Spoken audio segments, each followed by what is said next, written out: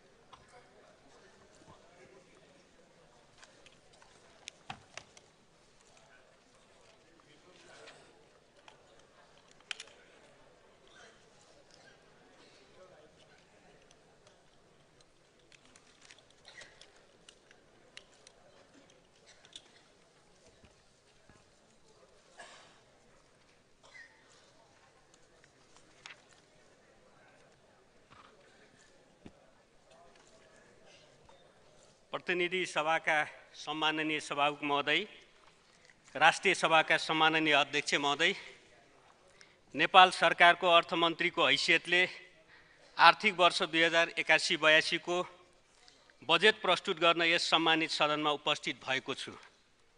सर्वप्रथम 17औं गणतन्त्र दिवसको अवसरमा सम्पूर्ण नेपाली दिदीबहिनी तथा दाजुभाइमा हार्दिक शुभकामना व्यक्त गर्दछु। नेपालका प्रथम शहीद लखन थापा, 2007 सालको परिवर्तन, 2046 सालको आन्दोलन, 2052 सालको जनयुद्ध, 2062-63 को जनआन्दोलन, मधेस आन्दोलन, आदिवासी जनजाति आन्दोलन लगायतका सम्पूर्ण लोकतान्त्रिक आन्दोलनका महान शहीदहरूप्रति हार्दिक श्रद्धाञ्जली अर्पण गर्दछु। बेपत्ता परिवार, घाइते अपाङ्गता भएका व्यक्ति लगायत सबै जनसमुदायप्रति उच्च सम्मान प्रकट गर्दछु। केही समयदेखि शिथिल रहेको मुलुकको अर्थतन्त्र सरकारको निरन्तर प्रयासबाट चलायमान हुँदै गएको छ। विगतमा सुरु गरिएका आर्थिक सुधारका उपलब्धिलाई संस्थागत गर्दै बदलिदो विश्व अर्थव्यवस्था र नेपालको वस्तुगत आवश्यकतालाई दृष्टिगत गरी अर्थतन्त्रलाई सबल र उत्थानशील बनाउन आवश्यक ठानेको छु। संविधानको परिकल्पना अनुसार राष्ट्रिय अर्थतन्त्रलाई आत्मनिर्भर, स्वतन्त्र तथा उन्नतिशील बनाउँदै समाजवाद उन्मुख समृद्ध राष्ट्र निर्माणका लागि नयाँ चरणको आर्थिक सुधार आवश्यक देखिएको छ। बजेटलाई आर्थिक तथा सामाजिक क्षेत्रमा देखिएका चुनौती सम्बोधन गर्दै आम नागरिकमा आत्मविश्वास र आशा जगाउने दस्तावेजको रूपमा प्रस्तुत गरेको छु। समृद्ध नेपाल, सुखी नेपालीको राष्ट्रिय आकांक्षा पूरा गर्न र आर्थिक सुधारका कार्यक्रम अगाडि बढाउन आगामी आर्थिक वर्षलाई आर्थिक सुधारको वर्ष घोषणा गरेको छु। तेस्रो लगानी सम्मेलन उत्साहपूर्ण रूपमा सम्पन्न भएको छ। सम्मेलनमा प्रमुख राजनीतिक दलबाट लगानी मैत्री वातावरण निर्माण गर्न र निजी क्षेत्रको आत्मबल बढाउन सामूहिक प्रतिबद्धता व्यक्त भएको छ। लगानी सम्बन्धी 8 कानुनमा एकैपटक गरिएको सुधारले सरकारको लगानी मैत्री वातावरण निर्माण गर्ने प्रतिबद्धताको पुनर्पुष्टि भएको छ। सुशासन, सामाजिक न्याय र समृद्धिको सोच सहितको 16औं योजना नेपाल सरकारले स्वीकृत गरेको छ। नागरिकको जीवनमा अनुभूतियोग्य परिवर्तन हासिल गर्ने योजनाको उद्देश्य पूरा गर्न सघाउ पुग्ने गरी बजेट तर्जुमा गरेको छु। बजेट तर्जुमा गर्दा नेपालको संविधान 15औं योजनाको समीक्षा, 16औं योजनाको सोच, गणतन्त्रको 1.5 दशकको उपलब्धिको समीक्षा, सम्मानित सदनमा पेश गरेको विनियोजन विधेयकका सिद्धान्त र प्राथमिकता तथा त्यसमाथि माननीय सदस्यहरूबाट प्राप्त सुझाव एवं नेपाल सरकारको नीति तथा कार्यक्रमलाई प्रमुख आधार बनाएको छु। संसदका विषयगत समिति, प्रदेश तथा स्थानीय तह, राजनीतिक दल, सङ्घ संस्था, विद्वत वर्ग, निजी क्षेत्र, विकास साझेदार एवं सञ्चार क्षेत्र लगायत आम नागरिकबाट प्राप्त सल्लाह सुझाव समेतलाई प्राथमिकतामा राखेको छु। सम्माननीय महोदय, मुलुकमा सङ्घीय लोकतान्त्रिक गणतन्त्र घोषणा भएको आज 16 वर्ष पुरा भएको छ। यस अवधिमा आर्थिक तथा सामाजिक क्षेत्रमा हासिल भएका मुख्य उपलब्धि प्रस्तुत गर्ने अनुमति चाहन्छु।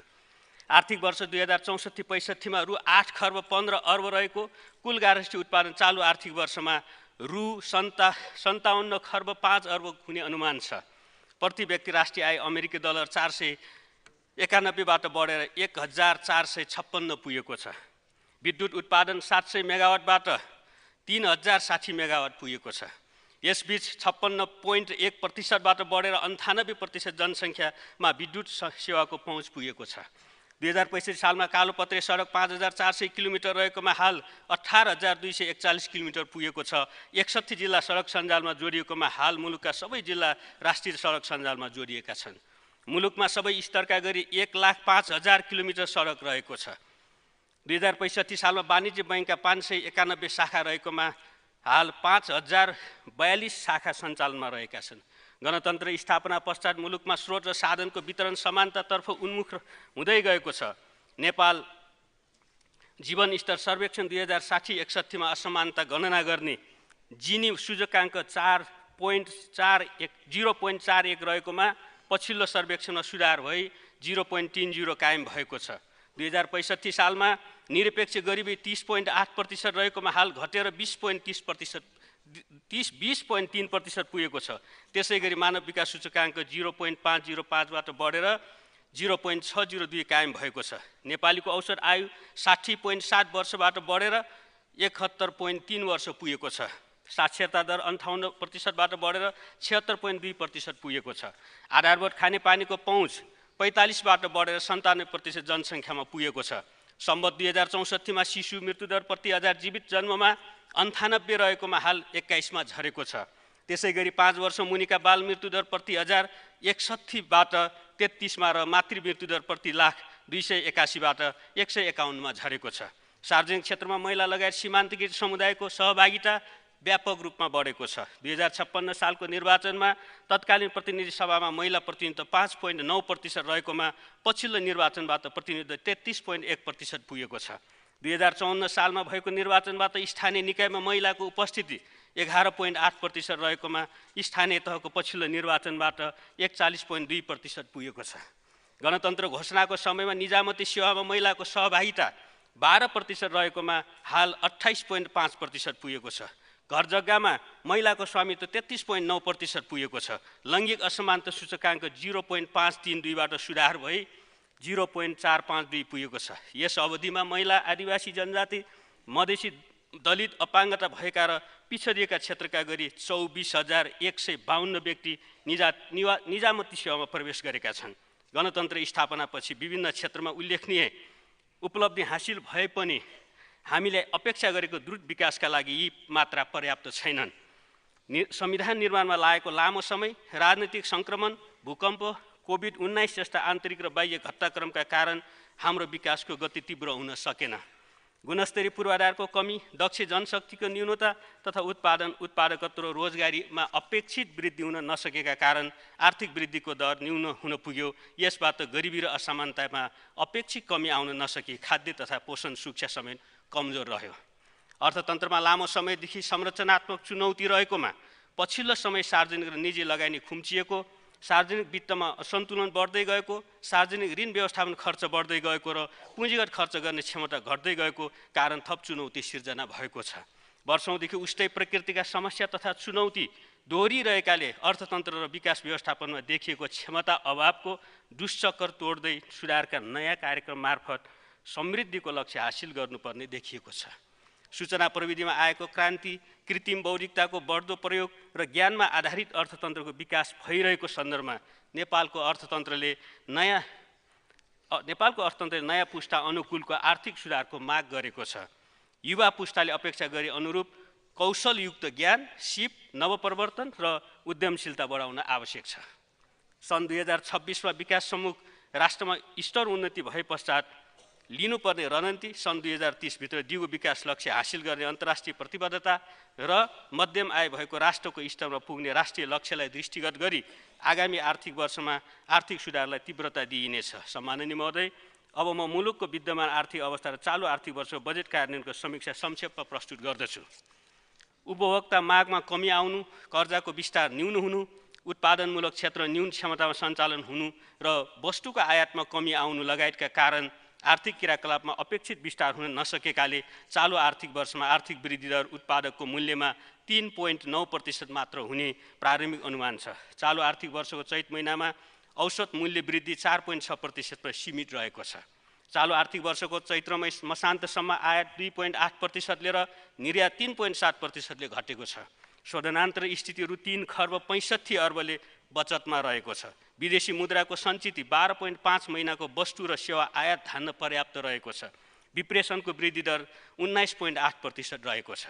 आर्थिक वर्ष 2080-81 मा कुल सरकारी खर्च रु 15 खर्ब 30 अर्ब 35 करोड अर्थात् विनियोजनको 87.4% हुने संशोधित अनुमान छ। कुल सरकारी खर्चमध्ये चालु खर्च रु 10 खर्ब 67 अर्ब 49 करोड अर्थात् विनियोजनको 93.5%, पुँजीगत खर्च 2 खर्ब 15 अर्ब 30 करोड अर्थात् विनियोजनको 71.3% र वित्तीय व्यवस्थातर्फ रु 2 खर्ब 47 अर्ब 55 करोड अथवा विनियोजनको 80.5% खर्च हुने संशोधित अनुमान छ। चालु आर्थिक वर्ष राजस्व सङ्कलन रु 12 खर्ब 53 अर्ब 52 करोड संशोधित हुने अनुमान छ। यो लक्ष्यको तुलनामा 88.1% हो। वैदेशिक अनुदानतर्फ रु 34 अर्ब 34 करोड र वैदेशिक ऋण रु 1 खर्ब 45 अर्ब 44 करोड परिचालन हुने संशोधित अनुमान छ। चालु आर्थिक वर्षको लागि खर्च बेहोर्ने स्रोतमध्ये आन्तरिक ऋणबाट रु 2 खर्ब 40 अर्ब बेहोरिने अनुमान रहेकोमा वैशाख मसान्तसम्म रु 1 खर्ब उठाइएको छ। चालु आर्थिक वर्षको मन्त्रालय र निकायगत बजेट विनियोजन र खर्चको प्रगति विवरण, मुलुकको प्रमुख आर्थिक सामाजिक परिसूचक र तथ्याङ्क समावेश भएको आर्थिक सर्वेक्षण र सार्वजनिक संस्थानको प्रगति समितिको विवरण सम्मानित सदन समक्ष पेश गरिसकेको छु। सम्माननीय महोदय, आगामी कार्यदिशा स्पष्ट हुने गरी बजेटका 5 उद्देश्य, 5 प्राथमिकता, आर्थिक सुधारका 5 रणनीति र 5 रूपान्तरणकारी क्षेत्रका कार्यक्रम प्रस्तुत गर्ने अनुमति चाहन्छु। बजेट देखाइ बमोजिम रहेका छन्। 1. उत्पादन, उत्पादकत्व र रोजगारी वृद्धि गर्नु। 2. निजी क्षेत्रको मनोबल बढाउँदै लगानी वृद्धि गर्नु र आर्थिक क्रियाकलापमा तीव्रता ल्याउनु। 3. मानव संसाधनको विकास गर्नु। 4. स्रोत र साधनलाई सन्तुलित र समन्वयित ढङ्गले परिचालन गरी आर्थिक असमानता र गरिबी न्यूनीकरण गर्नु। र 5. सार्वजनिक सेवा प्रवाहलाई प्रभावकारी बनाउनु। बजेटका 5 प्राथमिकता देखाइ बमोजिम तय गरेको छु। 1. आर्थिक सुधार र निजी क्षेत्रको प्रवर्धन। 2. ऊर्जा, कृषि, ऊर्जा, सूचना प्रविधि, पर्यटन, औद्योगिक विकास तथा पूर्वाधार निर्माण। 3. शिक्षा, स्वास्थ्य लगायत सामाजिक क्षेत्रको विकास। 4. समावेशिता र सामाजिक सुरक्षा। र 5. सुशासन प्रवर्धन तथा सार्वजनिक सेवा प्रवाहमा सुधार। अब म आर्थिक सुधारका 5 रणनीति प्रस्तुत गर्दछु। क. संरचनागत सुधार। राष्ट्रिय अर्थतन्त्रको सम्भाव्यता विश्लेषणको आधारमा आर्थिक वृद्धिका प्रमुख सम्भावक क्षेत्र पहिचान गरी उच्च दरको आर्थिक वृद्धि हासिल गर्न र एकीकृत आर्थिक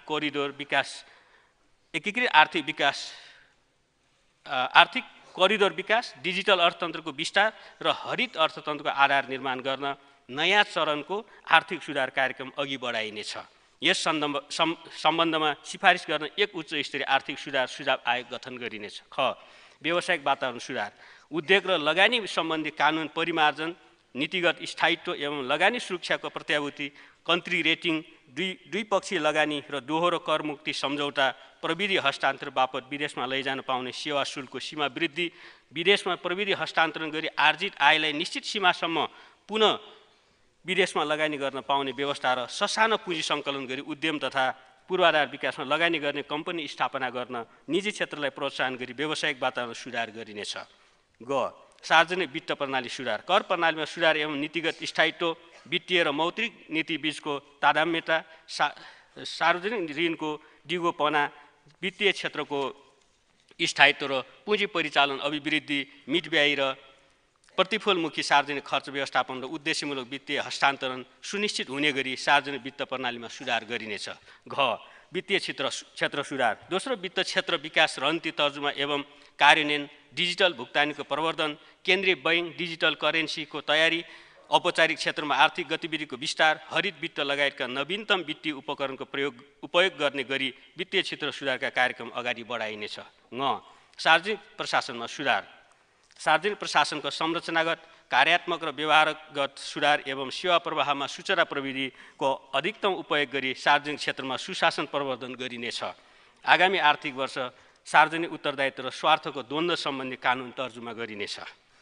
बजेटका 5 रूपान्तरणकारी क्षेत्र देहाई बमोजिम रहेका छन्। क कृषि क्षेत्रको रूपान्तरण, ख ऊर्जा क्षेत्रको विकास, ग सूचना प्रविधिको विकास, घ पर्यटन प्रवर्धन र ङ उद्यमशीलता र औद्योगिक विकास।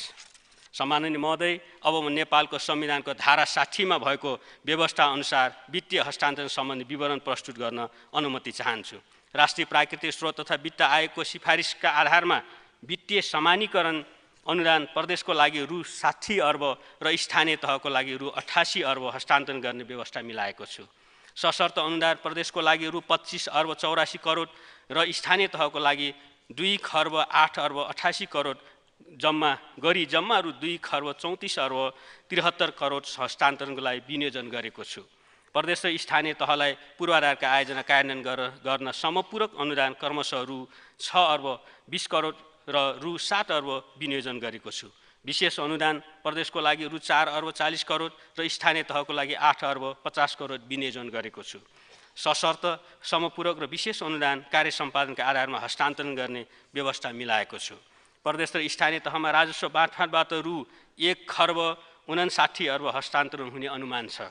राजस्व बाँडफाँड अनुदान गरी प्रदेश र स्थानीय तहमा आगामी आर्थिक वर्ष रु 5 खर्ब 67 अर्ब हस्तान्तरण हुने अनुमान छ। सम्माननीय महोदय, अब म आगामी आर्थिक वर्षको क्षेत्रगत कार्यक्रम र विनियोजन प्रस्तुत गर्ने अनुमति चाहन्छु। कृषि क्षेत्रको रूपान्तरण, कृषिको व्यवसायीकरण र आधुनिकीकरण गरी उत्पादन र उत्पादकत्व अभिवृद्धि गरिनेछ। सरकारी, निजी, सहकारी तथा विकास साझेदारबाट कृषि क्षेत्रमा लगानी अभिवृद्धि गर्न विक्रम सम्वत 2081 देखि 2091 सम्मको अवधिलाई कृषिमा लगानी दशक घोषणा गरिएको छ। भूगोल, बजार सम्भाव्यता एवं पारिस्थितिकीय विशिष्टता अनुकूल सङ्घ, प्रदेश र स्थानीय तहबाट कृषि उपजको विशेष क्षेत्र पहिचान गरी उत्पादन प्रवर्धन गरिनेछ। कृषि उपजको उचित मूल्य र बजार सुनिश्चित गर्न सरकार, किसान र व्यवसाय सहभागी हुने गरी करार खेती प्रवर्धन गरिनेछ। कृषि उपज सङ्कलन, प्रशोधन र निर्यात गर्ने फर्मले स्थानीय कृषकलाई आवश्यक पर्ने मल, बिउ तथा अन्य सामग्री प्रदान गरी कृषि उत्पादन खरिद गर्ने सुनिश्चित गरेमा उत्पादित उपजको परिमाणको आधारमा मल, बिउ, कृषि प्रसार सेवा र कर्जामा ब्याज अनुदान प्रदान गरिनेछ। सरकारी, सार्वजनिक, नदी उकास र निजी स्वामित्वमा रहेको बाँझो जमिन स्थानीय तहमा अभिलेखीकरण गरी कृषि बाली, फलफुल, तरकारी, घाँसे बाली, जडीबुटी, पशुपन्छी पालन र मत्स्य पालनमा उपयोग गर्न सक्ने व्यवस्था मिलाइनेछ। सामूहिक खेती प्रवर्धन गर्न सरकारी जमिन लिजमा उपलब्ध गराउने व्यवस्था मिलाइनेछ। हिमाल र पहाडमा 50 रोपनी, तराईमा 10 बिघाभन्दा बढी जमिन एकीकरण र चक्लाबन्दी गरी व्यावसायिक रूपमा सामूहिक खेती, पशुपन्छी पालन एवं जडीबुटी खेती गर्ने व्यक्ति, फर्म तथा सहकारीलाई ब्याज अनुदान, प्राविधिक सहयोग र मेसिनरी आयातमा कर छुट प्रदान गरिएको छ। मसिनो तथा बासनादार धान, उखु, मकै, दुध, माछा, मासु, कफी, चिया, अदुवा, बेसार, अकबरे खुर्सानी, प्याज, आलु लगायतका कृषि बालीको उत्पादन प्रवर्धन गर्न उन्नत बिउ, सिँचाइ लगायत अनुदान उपलब्ध गराई उत्पादित उपजको बजार सुनिश्चित गरिनेछ। चैते धान र हिउँदे मकै विस्तारका साथै रैथाने बालीको उत्पादन तथा उपभोग प्रवर्धनका लागि आवश्यक रकम विनियोजन गरेको छु। 100 बिघाभन्दा ठुला चक्लामा बासनादार धान खेती गर्ने 7 नमुना परियोजनालाई सहज रूपमा मल, बिउ, प्राविधिक सेवा तथा सहुलियतपूर्ण कर्जा उपलब्ध गराउने र बिमा प्रिमियममा छुट दिने व्यवस्था मिलाएको छु। प्रधानमन्त्री कृषि आधुनिकीकरण परियोजनाका लागि रु 2 अर्ब 98 करोड विनियोजन गरेको छु। पहाडी उच्च क्षेत्रका 2000 हेक्टर जग्गामा फलफुल खेती विस्तार गरिनेछ। आगामी आर्थिक वर्ष फलफुलको कम्तीमा 7 लाख गुणस्तरीय बिरुवा उत्पादन गर्ने गरी 14 सरकारी फर्मको क्षमता विस्तार गरिनेछ। टिस्यु कल्चर प्रविधिद्वारा बिरुवा उत्पादन गर्न अत्याधुनिक प्रयोगशाला स्थापना गरिनेछ। फलफुल क्षेत्र विकासका लागि रु 1 अर्ब 44 करोड विनियोजन गरेको छु। सङ्घ, प्रदेश र स्थानीय तहको सहकार्यमा मध्य पहाडमा राष्ट्रिय फल सुन्तला, हिमाल र उच्च पहाडमा स्याउ तथा तराई मधेसमा आँप र केराको उत्पादन तथा निर्यात प्रवर्धनका लागि विशेष कार्यक्रम सञ्चालन गरिनेछ। कृषिको व्यवसायीकरणका लागि राजमार्ग केन्द्रीय 300 उत्पादक संस्थालाई सुरुवाती पुँजी उपलब्ध गराउने र उत्पादित वस्तुको बजार सुनिश्चित हुने व्यवस्था मिलाएको छु। यसका लागि रु 1 अर्ब 12 करोड विनियोजन गरेको छु। कृषकलाई समयमै मल, खाद आपूर्ति सुनिश्चित गर्न अनुदानको लागि रु 27 अर्ब 95 करोड विनियोजन गरेको छु। जैविक एवं प्राङ्गारिक मलको उत्पादन तथा उपयोगलाई प्रवर्धन गरिनेछ। रासायनिक विषादीको उपयोगलाई निरुत्साहित गरी जैविक विषादीको प्रवर्धन गरिनेछ। प्रमुख व्यापारिक सहरमा सरकारी तथा निजी क्षेत्रको सहकार्यमा कृषि बाली, पशुपन्छी र फलफुलको अक्सन सेन्टर स्थापना गरिनेछ। कृषि बजार क्षेत्रमा निश्चित प्रतिशत स्थान किसानका लागि होल्डिङ यार्ड सञ्चालन गर्न उपलब्ध गराइन्छ। कृषि उपजको निर्यात प्रवर्धन गर्न अन्तर्राष्ट्रिय र प्रमुख आन्तरिक विमानस्थलमा शीत भण्डार स्थापना गरिनेछ। निर्यात गरिने कृषि उपजको प्रमाणीकरण र प्रयोगशाला परीक्षण शुल्कमा सहजीकरण गरिनेछ। कृषि उपजको धितोमा समेत सहज रूपमा कर्जा प्रवाह हुने व्यवस्था मिलाइनेछ। प्रतिफल प्राप्त हुन लामो अवधि लाग्ने कृषि तथा फलफुल व्यवसायमा उत्पादन पूर्वको अवधिको कर्जाको ब्याजमा अनुदान दिने व्यवस्था मिलाएको छु। प्रदेश, स्थानीय तह र निजी क्षेत्र समेतको सहकार्यमा सबै प्रदेशमा गाई भैँसी पालन स्रोत केन्द्र विकास गरिनेछ। स्वदेशमा नै बढी उत्पादन क्षमता भएका दुधालु पशु उत्पादन गर्न गाई र भैँसीमा नस्ल सुधारका लागि रु 38 करोड विनियोजन गरेको छु। पशुपन्छीको महामारी रोग नियन्त्रणका लागि आगामी वर्ष 5 करोड डोज खोप उत्पादन गरिनेछ। आगामी 3 वर्षभित्र PPR र क्लासिकल स्वाइन फिभर रोग उन्मूलन गर्ने गरी निःशुल्क खोप अभियान सञ्चालन गरिनेछ। खोरेट रोग नियन्त्रण गर्न सघन खोप कार्यक्रम सञ्चालन गरिनेछ। खोप उत्पादन तथा सेवा सञ्चालनका लागि रु 40 करोड व्यवस्था गरेको छु। निजी क्षेत्र र स्थानीय समुदायको सहभागितामा म्याग्दी, मुस्ताङ, मनाङ, गोर्खा र धादिङ जिल्लाको हिमाली क्षेत्रमा कस्तुरी मृग लगायतका वन्यजन्तु पालन गर्ने व्यावसायिक फर्म स्थापना गरिनेछ। उखु खेती प्रवर्धनका लागि किसानलाई प्रोत्साहन गर्न रु 2 अर्ब 25 करोड विनियोजन गरेको छु। साना किसानको बाली तथा पशुपन्छी बिमाको प्रिमियममा अनुदान प्रदान गर्न रु 1 अर्ब 65 करोड छुट्याएको छु। कृषि अनुसन्धानमा संलग्न कृषि अनुसन्धान परिषद लगायतका निकायको क्षमता अभिवृद्धि गरिनेछ। आगामी आर्थिक वर्ष थप 75 कृषि प्रविधिको विकास गरिनेछ। कृषि अनुसन्धान तथा विकासतर्फ रु 3 अर्ब 52 करोड विनियोजन गरेको छु। औषधीय प्रयोजनको लागि गाँजाको व्यावसायिक उत्पादन गर्न कानुनी व्यवस्था मिलाइनेछ। कृषि तथा पशुपन्छी विकास मन्त्रालयको लागि रु 57 अर्ब 29 करोड विनियोजन गरेको छु। आगामी आर्थिक वर्ष 900 मेगावाट विद्युत थप गरी राष्ट्रिय प्रणालीको विद्युत क्षमता 4500 मेगावाट पुर्याइनेछ। प्रति व्यक्ति विद्युत खपत 450 युनिट पुर्याइनेछ। आगामी आर्थिक वर्षदेखि बङ्गलादेशमा विद्युत निर्यात गर्ने व्यवस्था मिलाइनेछ। विद्युत प्रसारण लाइन निर्माण र वितरण कार्यमा निजी क्षेत्र समेत सहभागी हुने गरी कानुनी प्रबन्ध गरिनेछ। जलाशययुक्त जलविद्युत आयोजना बाँध र विद्युत गृह छुट्टै प्रवर्धकबाट निर्माण गर्ने गरी निजी क्षेत्रलाई लगानी गर्न आकर्षित गरिनेछ। सुक्खायामको मागलाई पूर्ति गर्न 1200 मेगावाट क्षमताको बुढी गण्डकी, 670 मेगावाट क्षमता दुधकोशी र 417 मेगावाट क्षमता नलसिंहघाट जलाशययुक्त जलविद्युत आयोजना तथा 280 मेगावाट क्षमता नौमुरे बहुउद्देश्य जलविद्युत आयोजनाको निर्माण कार्य सुरु गरिनेछ। वैदेशिक रोजगारीमा भएका व्यक्तिको लगानीमा 77.5 मेगावाटको घुन्सा र 70.3 मेगावाटको सिमुवा जलविद्युत आयोजना निर्माण कार्य अगाडि बढाइनेछ। जनताको जलविद्युत कार्यक्रम अन्तर्गत 1063 मेगावाटको माथिल्लो अरुण, 106 मेगावाटको जगदुल्ला, 100 मेगावाटको तामाकोशी पाँचौँ, 42 मेगावाटको मोडी ए र 210 मेगावाटको चैनपुर सेती जलविद्युत आयोजनाको निर्माण कार्य सुरु गरिनेछ। सुनकोशी तेस्रो जलविद्युत आयोजनाको विस्तृत अध्ययन गरी निर्माण प्रक्रिया अगाडि बढाइनेछ। 10,800 मेगावाटको क्षमताको कर्णाली चिसापानी जलविद्युत आयोजनाको विस्तृत इन्जिनियरिङ डिजाइन कार्य सुरु गरिनेछ। सन् 2045 भित्र खुद शून्य कार्बन उत्सर्जनको लक्ष्य हासिल गर्न जीवाश्म ऊर्जालाई स्वच्छ एवं नवीकरणीय ऊर्जाले क्रमशः विस्थापन गरिनेछ। ऊर्जा उत्पादनलाई विविधीकरण गर्न निजी क्षेत्रबाट 100 मेगावाट सौर विद्युत जडान गर्ने व्यवस्था मिलाइनेछ। हरित हाइड्रोजन प्रवर्धन गर्न अनुसन्धान र विकासका लागि आवश्यक बजेट व्यवस्था गरेको छु। हेटौडा धलकेवर, इनरुवा र खिम्टी 12 विषय लप्सीफेरी 400 केबी प्रसारण लाइनको निर्माण कार्य सम्पन्न गरिनेछ। कर्णाली कोरिडोर 400 केबी प्रसारण लाइनको निर्माण कार्यलाई तीव्रता दिइनेछ। हेटौडा राटामाटे, लप्सीफेरी, दमौली, न्यू बुटोल लमही, लमही डोडोधारा र भेरी कोरिडोर 400 केबी प्रसारण लाइनको निर्माण कार्य सुरु गरिनेछ। Seti corridor, Arun corridor, Dudhkoshi corridor 400 KB र बुढी गण्डकी कोरिडोर प्रसारण लाइनको निर्माण प्रक्रिया अगाडि बढाइनेछ। न्यू बुटोल गोरखपुर 400 केबी अन्तर्देशीय प्रसारण लाइनको निर्माण कार्य सम्पन्न गरिनेछ। इनरुवा पूर्णिया र दोडोधारा बरेली 400 केबी तथा रसुवा केरुङ 220 केबी अन्तर्राष्ट्रिय प्रसारण लाइनको निर्माण प्रक्रिया अगाडि बढाइनेछ। प्रसारण लाइनको राइट अफ वेका लागि आवश्यक जग्गाको छुट्टै किता कायम गरी जग्गा धनीलाई विद्युत आयोजनाबाट प्रभावित नागरिक सरह सेयरमा सहभागी गराइनेछ।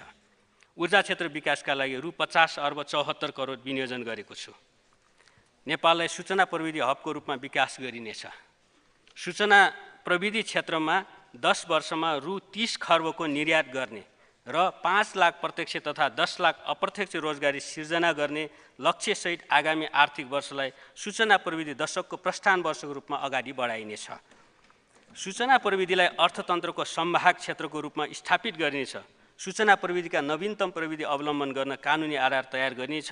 कृत्रिम बौद्धिकताको विकास, प्रवर्धन र नियमनको व्यवस्था गरिनेछ। सूचना प्रविधि क्षेत्रमा नीतिगत स्थायित्वसहित उच्च गतिको भरपर्दो र किफायती इन्टरनेट सेवा, डाटा सुरक्षा र बौद्धिक सम्पत्ति संरक्षण प्रदान गरिनेछ। डिजिटल नेपाल फ्रेमवर्क परिमार्जन गरी सोको कार्यान्वयन र अनुगमन गर्न संस्थागत व्यवस्था गरिनेछ। यस आयोजनाको लागि रु 59 करोड विनियोजन गरेको छु। काठमाडौँ उपत्यका र बुटोलमा उपलब्ध सरकारी तथा निजी भवन समेत उपयोग गरी उच्च गतिको इन्टरनेट, विद्युत सुरक्षा लगायतका पूर्वाधारसहित सूचना प्रविधि पार्क सञ्चालन काम अगाडि बढाइनेछ। यस्तो पार्कमा 3 वर्षका लागि वर्क स्टेसन सञ्चालन गर्न निःशुल्क स्थान उपलब्ध गराइनेछ। सार्वजनिक निजी साझेदारीमा अत्याधुनिक सूचना प्रविधि हब सञ्चालनका लागि काठमाडौँको दिल्ली बजार स्थित 4 खालमा बहुतले संरचना निर्माण गरिनेछ। ललितपुरको खुमलतारमा ज्ञान पार्क स्थापना गर्न रु 17 करोड विनियोजन गरेको छु। स्वदेशमा उत्पादित सफ्टवेयरलाई प्राथमिकता दिई सार्वजनिक निकायले उपयोग गर्ने व्यवस्था मिलाइनेछ। सरकारी डाटा सेन्टरको स्तर उन्नति गरिनेछ। निजी क्षेत्रबाट सञ्चालन हुने डाटा सेन्टरको लागि मापदण्ड तयार गरिनेछ। विद्युतीय तथ्याङ्कको भण्डारण, सुरक्षा र उपयोगलाई व्यवस्थित र भरपर्दो बनाइनेछ। सूचना प्रविधि विषयमा स्नातक र स्नातकोत्तर तहमा अध्ययन गरिरहेका युवालाई सूचना प्रविधि सम्बद्ध उद्योगमा इन्टर्न गर्ने व्यवस्था मिलाइनेछ। सबै वडा केन्द्र, सामुदायिक विद्यालय र स्वास्थ्य संस्थामा ब्रोडब्यान्ड इन्टरनेट सेवा पुर्याइनेछ। डिजिटल डिभाइड कम गर्न पिछडिएको वर्ग, क्षेत्र, महिला र समुदायको सूचना प्रविधिमा पहुँच विस्तार गरिनेछ। आगामी आर्थिक वर्ष 16 लाख पर्यटक भित्र्याउने गरी पर्यटन प्रवर्धन कार्यक्रम सञ्चालन गरिनेछ। नयाँ गन्तव्यको पहिचान तथा मौजुदा गन्तव्यको विकास र प्रवर्धनका लागि पर्यटकीय गन्तव्यको प्रोफाइल तयार गरिनेछ। पर्यटकलाई एक द्वार प्रणाली मार्फत सेवा प्रवाह गर्ने व्यवस्था मिलाइनेछ। पर्वतारोहण अनुमति प्रणालीलाई स्वचालित प्रविधिमा आधारित बनाइनेछ। छिमेकी मुलुक भारत र चीन तथा अन्य मुलुकका प्रमुख शहरमा पर्यटक लक्षित रोड शो, मेला, महोत्सव जस्ता पर्यटन प्रवर्धन कार्यक्रम सञ्चालन गरिनेछ। सीमावर्ती जिल्लामा छिमेकी मुलुकका पर्यटक लक्षित पर्यटकीय स्थल, बजार, स्वास्थ्य सुविधा विस्तार गरी सीमावर्ती पर्यटन प्रवर्धन गरिनेछ। निजी क्षेत्रसँगको सहकार्यमा नेपाल भारत सीमा नाकाबाट पशुपतिनाथ, सरौदारी, मुक्तिनाथ दर्शन यातायात सेवा सञ्चालन गरी तीर्थयात्रीलाई सहज रूपमा प्रमुख धार्मिक स्थल दर्शन गर्ने व्यवस्था मिलाइनेछ। भौगोलिक रूपमा विकट रहेका तराई, पहाड र हिमाली क्षेत्रका पर्यटकीय स्थलमा परिपथ विकास गर्दै लगिनेछ। बुद्ध परिपथ, शिव परिपथ, रामायण परिपथ, किराँत सांस्कृतिक परिपथको मार्ग निर्धारण गरी पर्यटन प्रवर्धन गर्न बजेट व्यवस्था गरेको छु। सातै प्रदेश समेटिने गरी चुरे, पहाडी र हिमाली क्षेत्रका प्रमुख गन्तव्य स्थलमा पर्यटन प्रवर्धनका लागि ताकुरा पर्यटकीय गन्तव्य तथा मनोरञ्जन पूर्वाधार सहितका इको हिल स्टेसन निर्माण गरिनेछ। मध्य पहाडी पुष्पला लोकमार्ग क्षेत्रका प्रमुख पर्यटकीय क्षेत्रमा होटल स्थापना गर्न सरकारी जग्गा लिजमा उपलब्ध गराइनेछ। प्रदेश र स्थानीय तहसँगको सहकार्यमा यस्ता स्थानमा पहुँच मार्ग, विद्युत सेवा, खानेपानी सेवा पुर्याउने व्यवस्था मिलाइनेछ। पदमार्गमा आधारित पर्यटकीय कार्यक्रम सञ्चालन great Himalayan trail, Mundhum trail, guerrilla trail लगायतका पर्यटकीय पूर्वाधारको विकास गरिनेछ। पुराना प्रचलनमा रहेका पदमार्गको संरक्षण र सम्बन्धन गरिनेछ। सम्भावित जोखिमयुक्त क्षेत्रमा पर्यटकीय उद्धार केन्द्र स्थापना गरिनेछ। पर्यटन पूर्वाधार विकासका लागि रु 5 अर्ब 46 करोड विनियोजन गरेको छु। नेपालमा वैवाहिक समारोह आयोजना गर्न आउने पर्यटकलाई सहजीकरण गरी सांस्कृतिक तथा पर्यटकीय गन्तव्यलाई विवाह गन्तव्यको रूपमा विकास गरिनेछ। रामजानकी विवाह स्थल जनकपुरलाई वेडिङ हब र गौतम बुद्ध जन्मस्थल लुम्बिनीलाई बर्थिङ हबको रूपमा प्रवर्धन गरिनेछ। नेपालको हिमाली सभ्यता, जीवनशैली, स्रोत तथा सम्भावनाको पहिचान, अध्ययन, अनुसन्धान एवं पर्यटकका लागि सोकेस गर्न उपयोग हुने गरी हिमालयन रिसोर्स सेन्टरको स्थापना गरिनेछ। उपल्ल मुस्ताङ लगायतका सांस्कृतिक महत्त्वका स्थानमा मौलिक संरचना नबिग्रिने गरी संरचना निर्माण गर्न पाइने व्यवस्था मिलाइनेछ। प्रत्येक वर्ष मे 29लाई सगरमाथा अन्तर्राष्ट्रिय विशेष दिवसका रूपमा मनाइनेछ। हिमाली पर्यटन प्रवर्धनमा विशिष्ट योगदान पुर्याउने स्वदेशी तथा विदेशी व्यक्ति सङ्घ संस्थालाई सम्मान गरिनेछ। त्रिभुवन अन्तर्राष्ट्रिय विमानस्थलको दोस्रो टर्मिनल भवन निर्माण कार्य सुरु गरिनेछ। निजगढ अन्तर्राष्ट्रिय विमानस्थल सार्वजनिक निजी साझेदारीमा निर्माण गर्न आगामी आर्थिक वर्षभित्र लगानीको ढाँचा र पूर्व तयारी कार्य सम्पन्न गरिनेछ। भरतपुर विमानस्थल विस्तारको कार्य आगामी वर्ष सम्पन्न गरिनेछ। यसका लागि रु 36 करोड विनियोजन गरेको छु। सुर्खेत विमानस्थलको स्तर उन्नति गरिनेछ। रोल्पाको बडाचौर, दाङको टरीगाउँ, जुम्ला, विराटनगर, धनगढी र नेपालगञ्ज विमानस्थलको स्तर उन्नति गरिनेछ। नागरिक उड्डयन पूर्वाधारतर्फ रु 3 अर्ब 77 करोड विनियोजन गरेको छु। सञ्चालनमा नरहेका बलेवा, लामिडाँडा, मनाङ, रुम्जाटार, बैतडी लगायतका आन्तरिक विमानस्थललाई निजी क्षेत्रको सहकार्यमा paragliding, parachute, sky diving, ultralight जस्ता मनोरञ्जनात्मक साहसिक पर्यटनको लागि उपयोग गरिनेछ। पर्यटन क्षेत्रतर्फ रु 11 अर्ब 91 करोड विनियोजन गरेको छु। आन्तरिक उत्पादन बढाइ, आयात प्रतिस्थापन र निर्यात वृद्धि गर्न तथा उत्पादनलाई रोजगारीसँग आबद्ध गराउन उत्पादन र रोजगारीका लागि साझेदारी कार्यक्रम सञ्चालन गरिनेछ। सङ्घ, प्रदेश र स्थानीय तह, निजी क्षेत्र, सहकारी तथा समुदायको साझेदारीमा सञ्चालन हुने यस कार्यक्रम मार्फत कृषिको उत्पादन र उत्पादकत्व बढाउन, कृषिमा आधारित उद्योगको विकास र विस्तार गर्न, ग्रामीण पर्यटन प्रवर्धन गर्न तथा सूचना प्रविधिमा आधारित उद्यम स्थापना र सञ्चालन गर्न प्रोत्साहन गरिनेछ। यस कार्यक्रमका लागि रु 7 अर्ब विनियोजन गरेको छु। प्रधानमन्त्री नेपाली उत्पादन तथा उपभोग अभिवृद्धि कार्यक्रम मार्फत स्वदेशी उत्पादन प्रोत्साहन गरिन्छ। मेक इन नेपाल र मेड इन नेपाल अभियानमा निजी क्षेत्रसँग सहकार्य गरिनेछ। उत्पादनमूलक उद्योग र पर्यटन उद्योग स्थलसम्म पहुँच मार्ग, प्रसारण लाइन, नियमित विद्युत सेवा र इन्टरनेट सेवा लगायतका पूर्वाधार पुर्याउन सरकारबाट साझेदारी गरिनेछ। जनस्तरसम्म सार्वजनिक सेवा प्रवाह गर्न महत्त्वपूर्ण जिम्मेवारी रहेका स्थानीय तहलाई उत्पादन तथा रोजगारी केन्द्रका रूपमा विकास गरिनेछ। स्थानीय पूर्वाधार विकास, सार्वजनिक निजी साझेदारी, बृहत स्तरका कृषि फर्म सञ्चालन, एक गाउँ एक उत्पादन, पर्यटन लगायतका कार्यक्रमबाट स्थानीय स्तरमा आय आर्जन वृद्धि गर्ने कार्यलाई तीव्रता दिइनेछ। निजी क्षेत्रसँगको सहकार्यमा प्रदेशलाई विशिष्टीकृत आर्थिक केन्द्रको रूपमा विकास गरिन्छ। यसअनुसार कोशीलाई उद्योग, मधेसलाई कृषि, बागमतीलाई सूचना प्रविधि, गण्डकीलाई पर्यटन, लुम्बिनीलाई साना तथा मझौला उद्यम, कर्णालीलाई जडीबुटी र सुदूरपश्चिमलाई धार्मिक पर्यटन आर्थिक हब बनाइनेछ। आर्थिक क्षेत्रका सम्भावनाका क्षेत्रलाई समेति एकीकृत विकासको अवधारणा अनुरूप नमुना विकास अभियान सञ्चालन गर्न भरतपुर, बुटोल, पोखरा, भरतपुरलाई 3 वटा कोणमा राखी गण्डकी आर्थिक त्रिभुज परियोजना प्रस्ताव गरेको छु। यस परियोजना अन्तर्गत निजी क्षेत्रसँग साझेदारीमा औद्योगिक इकोसिस्टम निर्माण गरी औद्योगिक पुनरुत्थान र गुणस्तरीय रोजगारी सिर्जना गरिनेछ।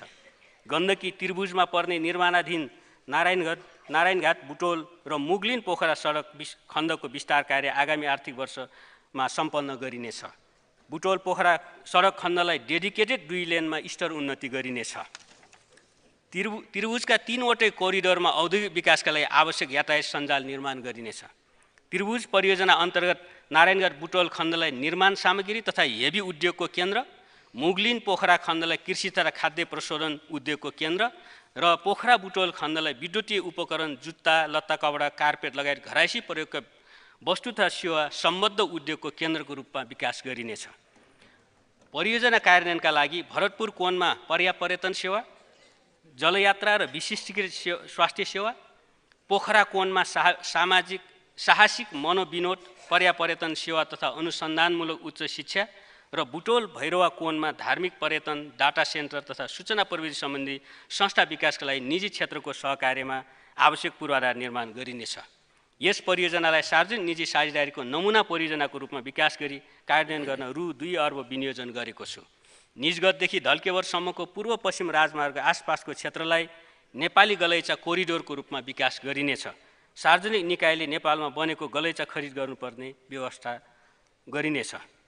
प्रदेश तथा स्थानीय तहको सहकार्यमा सल्यान, रुकुमको शारदा नदी आसपासको क्षेत्रलाई कृषि कोरिडोर, जुम्लाको हिमा नदी र तिला नदी आसपासको क्षेत्रलाई मार्सी धान कोरिडोर, बाराको कोल्बीदेखि सिमरौनगढ सडक आसपास क्षेत्रलाई माछा कोरिडोरको रूपमा विकास गरिनेछ। कञ्चनपुरको दैजी, बाँकेको नौबस्ता र रूपन्देहीको मोतीपुर औद्योगिक क्षेत्रको निर्माण कार्य सुरु गरिनेछ। औद्योगिक क्षेत्र र विशेष आर्थिक क्षेत्र सञ्चालन र व्यवस्थापनमा निजी क्षेत्रसँग साझेदारी गरिनेछ। मकवानपुरको मयूरधाप र चितवनको शक्तिखोर लगायतका औद्योगिक क्षेत्र सार्वजनिक निजी साझेदारीमा निर्माण तथा सञ्चालन गरिनेछ। उद्यममा युवा सहभागिता बढाउन स्टार्टअप र नवप्रवर्तनका इकोसिस्टम विकास गरी उद्यमशील वातावरण सिर्जना गरिनेछ। स्टार्टअप उद्यमीलाई सहजीकरण र नियमन गर्न स्टार्टअप बोर्ड गठन गरिनेछ। स्टार्टअप उद्यमीको वित्तीय आवश्यकता सम्बोधन गर्न रु 1 अरबको नेपाल स्टार्टअप कोष खडा गरेको छु। युवाको उद्यमशील सोचलाई व्यवसायमा रूपान्तरण गर्न प्रत्येक प्रदेशमा बिजनेस इन्कुबेसन सेन्टर सञ्चालन गरिनेछ। बैंक तथा वित्तीय संस्थाबाट प्रवाह हुने कर्जालाई नवप्रवर्तनमा प्रवाह गर्न प्रोत्साहन गरिनेछ। विभिन्न सम्झौती कोषको रकम प्राइभेट इक्विटी फन्ड र भेन्चर क्यापिटल फन्डका ढिटोपत्र इकाइमा लगानी गर्ने व्यवस्था मिलाइनेछ। महिला उद्यमिता उत्पादित वस्तु तथा सेवाको प्रवर्धनका लागि सार्वजनिक निजी साझेदारीमा काठमाडौँको चौबारमा अन्तर्राष्ट्रिय स्तरको प्रदर्शनी स्थल निर्माण गरिनेछ। महिला उद्यमिता र उत्पादित वस्तु र सेवाको ब्रान्डिङ गर्न ट्रेड पोर्टलमा प्रविष्ट गर्ने व्यवस्था मिलाइनेछ। महिला उद्यमीद्वारा उत्पादित वस्तु बिक्री गर्न कोसेली घरको स्थापना र सञ्चालन गरिनेछ। बजारको माग अनुसार उत्पादक क्षेत्रको संलग्नतामा कार्यस्थलमा आधारित अप्रेन्टिसिप कार्यक्रम सञ्चालन गरी सिप र रोजगारीलाई आबद्ध गरिनेछ। उद्योग र लगानीसँग सम्बन्धित कानुनमा परिमार्जन गरिनेछ। औद्योगिक व्यवसाय ऐन, वस्तुको प्रत्यक्ष बिक्री ऐन, दामासाही ऐन, श्रम ऐन, औद्योगिक क्षेत्र सञ्चालन तथा व्यवस्थापन नियावली र हेजिङ नियावलीमा समयानुकूल परिमार्जन गरिनेछ। डेरिभेटिभ सम्बन्धी कानुन तर्जुमा गरिनेछ। वन ऐन र जग्गा प्राप्ति ऐनलाई समयानुकूल बनाई लगानी सहजीकरण गरिनेछ। लगानी ऐनमा संशोधन गरी कम्पनी ऐनमा संशोधन गरी दर्ता, नियमन र खारेजी प्रक्रिया लगायतका कार्यलाई सरलीकृत गरिनेछ। बौद्धिक सम्पत्ति र उधारो कारोबार सम्बन्धी कानुन तर्जुमा गरिनेछ। घरेलु मदिराको उत्पादन, ब्रान्डिङ, बजारीकरण तथा बिक्री गर्न कानुनी व्यवस्था मिलाइनेछ। औद्योगिक विकास र उद्यमशीलता प्रवर्धनका लागि रु 6 अर्ब 55 करोड विनियोजन गरेको छु। सम्माननीय महोदय, भूकम्पपछिको पुनर्निर्माण, जाजरकोट र रुकुम पश्चिम लगायतका जिल्लामा भूकम्पबाट क्षतिग्रस्त निजी घरको सर्वेक्षण सम्पन्न गरी पुनर्निर्माणलाई तीव्रता दिइनेछ। सामुदायिक विद्यालय भवन, स्वास्थ्य संस्था, सरकारी तथा सार्वजनिक भवन लगायतका पूर्वाधारको शीघ्र पुनर्निर्माण गरिनेछ। भूकम्पपछिको पुनर्निर्माणका लागि रु 21 अर्ब 60 करोड विनियोजन गरेको छु। हुलाकी राजमार्ग, मध्य पहाडी पुष्पलाल लोकमार्ग, मदन भण्डारी राजमार्ग तथा उत्तर दक्षिण कोरिडोर क्षेत्रमा प्रदेश, स्थानीय तह र निजी क्षेत्र र समुदायको लागत साझेदारीमा स्थानीय सम्भावनामा आधारित आर्थिक सामाजिक गतिविधि प्रवर्धन गर्न ग्रामीण विकास अभियान सञ्चालन गरिनेछ। स्थानीय उत्पादनको विकास गर्न स्थानीय कच्चा पदार्थमा आधारित साना तथा मझौला उद्यम व्यवसाय सञ्चालन, रैथाने कृषि बाली विकास, कृषि प्रदर्शन, साप्ताहिक मेला र हाट बजार सञ्चालन गरिनेछ। स्थानीय शिव, कला, साहित्य, संस्कृतिको सम्वर्धन र प्रवर्धन गर्न वडा स्तरमा मौलिक कार्यक्रम सञ्चालन गरिनेछ। स्थानीय तहसँगको समन्वय र सहकार्यमा मौलिकता झल्किने गरी स्थानीय तहको केन्द्रमा एक पालिका एक डाउनटाउन विकास गरिनेछ। पक्की सडक सञ्जालबाट नजोडिएका स्थानीय तहको केन्द्रलाई प्रदेश केन्द्र वा राष्ट्रिय राजमार्गसँग जोड्ने गरी प्रादेशिक तथा स्थानीय सडक सुधार कार्यक्रम सञ्चालन गरिनेछ। यस कार्यक्रमका लागि रु 7 अर्ब 8 करोड विनियोजन गरेको छु। स्थानीय तहको प्रशासकीय भवन पूर्वाधार कार्यक्रमका लागि रु 1 अर्ब 17 करोड विनियोजन गरेको छ। मधेस र कर्णाली प्रदेशको पूर्वाधार विकासका लागि रु 1 अर्ब 50 करोड छुट्याएको छु। ग्रामीण स्तरमा वैकल्पिक सहायक राजमार्ग निर्माणका लागि रु 8 अर्ब 8 करोड विनियोजन गरेको छु। सङ्घ, प्रदेश र स्थानीय तहको लागत साझेदारीमा आधा घण्टा हिँडाइको दूरीभित्र तरी तराउको सुविधा पुर्याउन झोलुङ्गे पुल निर्माणका लागि रु 3 अर्ब 40 करोड विनियोजन गरेको छु। स्थानीय सडक पुल निर्माणका लागि रु 4 अर्ब 27 करोड विनियोजन गरेको छु। तराई मधेसका सीमान्तकृत तथा पिछडिएको क्षेत्रको आर्थिक सामाजिक विकास र सशक्तिकरणका लागि तराई मधेस समृद्धि कार्यक्रम कार्यान्वयन गर्न रु 1 अर्ब छुट्याएको छु। नवप्रवर्तनमा आधारित स्थानीय आर्थिक विकास कार्यक्रम सञ्चालन गर्न रु 35 करोड विनियोजन गरेको छु। हिमाल समृद्धि कार्यक्रम अन्तर्गत हिमाली क्षेत्रमा भेडा, च्याङ्रा, चौरी लगायतको पशुपालन र स्याउ, ओखर र जडीबुटीका फार्म सञ्चालन गरिनेछ। कर्णाली प्रदेशमा कृषि र वन पैदावारमा आधारित समृद्ध कर्णाली उद्यमशीलता कार्यक्रम सञ्चालन गरिनेछ। विदेशको आम्दानी स्वदेशमा लगानी अन्तर्गत गैर आवासीय नेपालीको पुँजी प्रविधि र सिपलाई मातृभूमिसँग जोड्न जन्मस्थलमा गैर आवासीय नेपाली अभियान सञ्चालन गरिनेछ। गैर आवासीय नेपालीद्वारा स्थापित एनआरएन डेभलपमेन्ट फन्डको उपयोग र लगानीका थप अवसर प्रवर्धन गर्न सहजीकरण गरिनेछ। गैर आवासीय नेपालीका सन्ततिलाई नेपालको भूगोल, कला र संस्कृतिसँग परिचित हुन पुर्ख्यौली थलोमा भ्रमण गर्न आह्वान गर्दछु।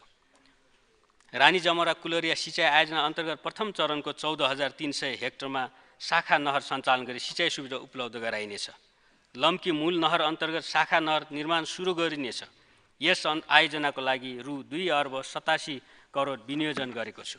सिक्ता सिँचाइ आयोजनाबाट सिँचाइ सुविधा विस्तार गर्न डुडुवा र नरैनापुर लगायत शाखा नहरको निर्माण कार्य अगाडि बढाइन्छ। यस आयोजनाको लागि रु 1 अर्ब 60 करोड विनियोजन गरेको छु। बबई सिँचाइ आयोजनाको पूर्वी तथा पश्चिम मूल नहरबाट शाखा प्रशाखा विस्तार गरी थप 1000 हेक्टर जमिनमा सिँचाइ सुविधा विस्तार गर्न रु 1 अर्ब 79 करोड विनियोजन गरेको छु। भेरी बबई डाइभर्सन बहुउद्देश्य आयोजनाको हेडवर्क्स र विद्युत गिराउको निर्माण गर्न रु 2 अर्ब विनियोजन गरेको छु। महाकाली सिँचाइ आयोजना तेस्रो चरणको मूल नहर र त्रिभुवन बस्ती लगायत शाखा नहर विस्तारको कार्य अगाडि बढाइनेछ।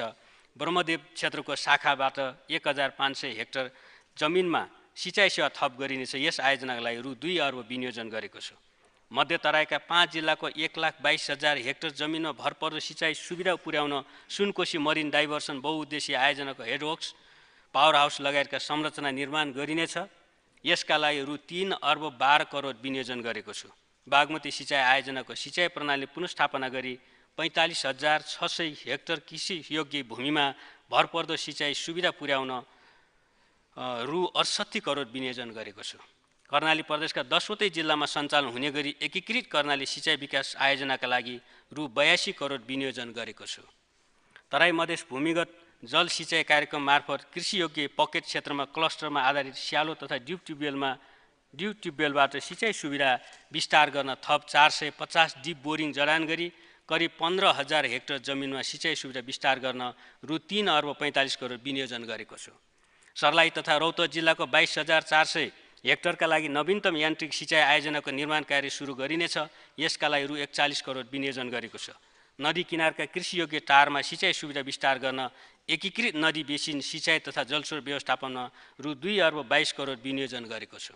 नौमरी बहुउद्देश्य आयोजना कालीगण्डकी तिनाउ, सुनकोशी कमला, तमोर, चिस्याङ लगायतका बहुउद्देश्य अन्तर जलाधार जल पठान्तरण आयोजनाको सम्भाव्यता अध्ययन गरी क्रमशः कार्यान्वयनमा लगिनेछ।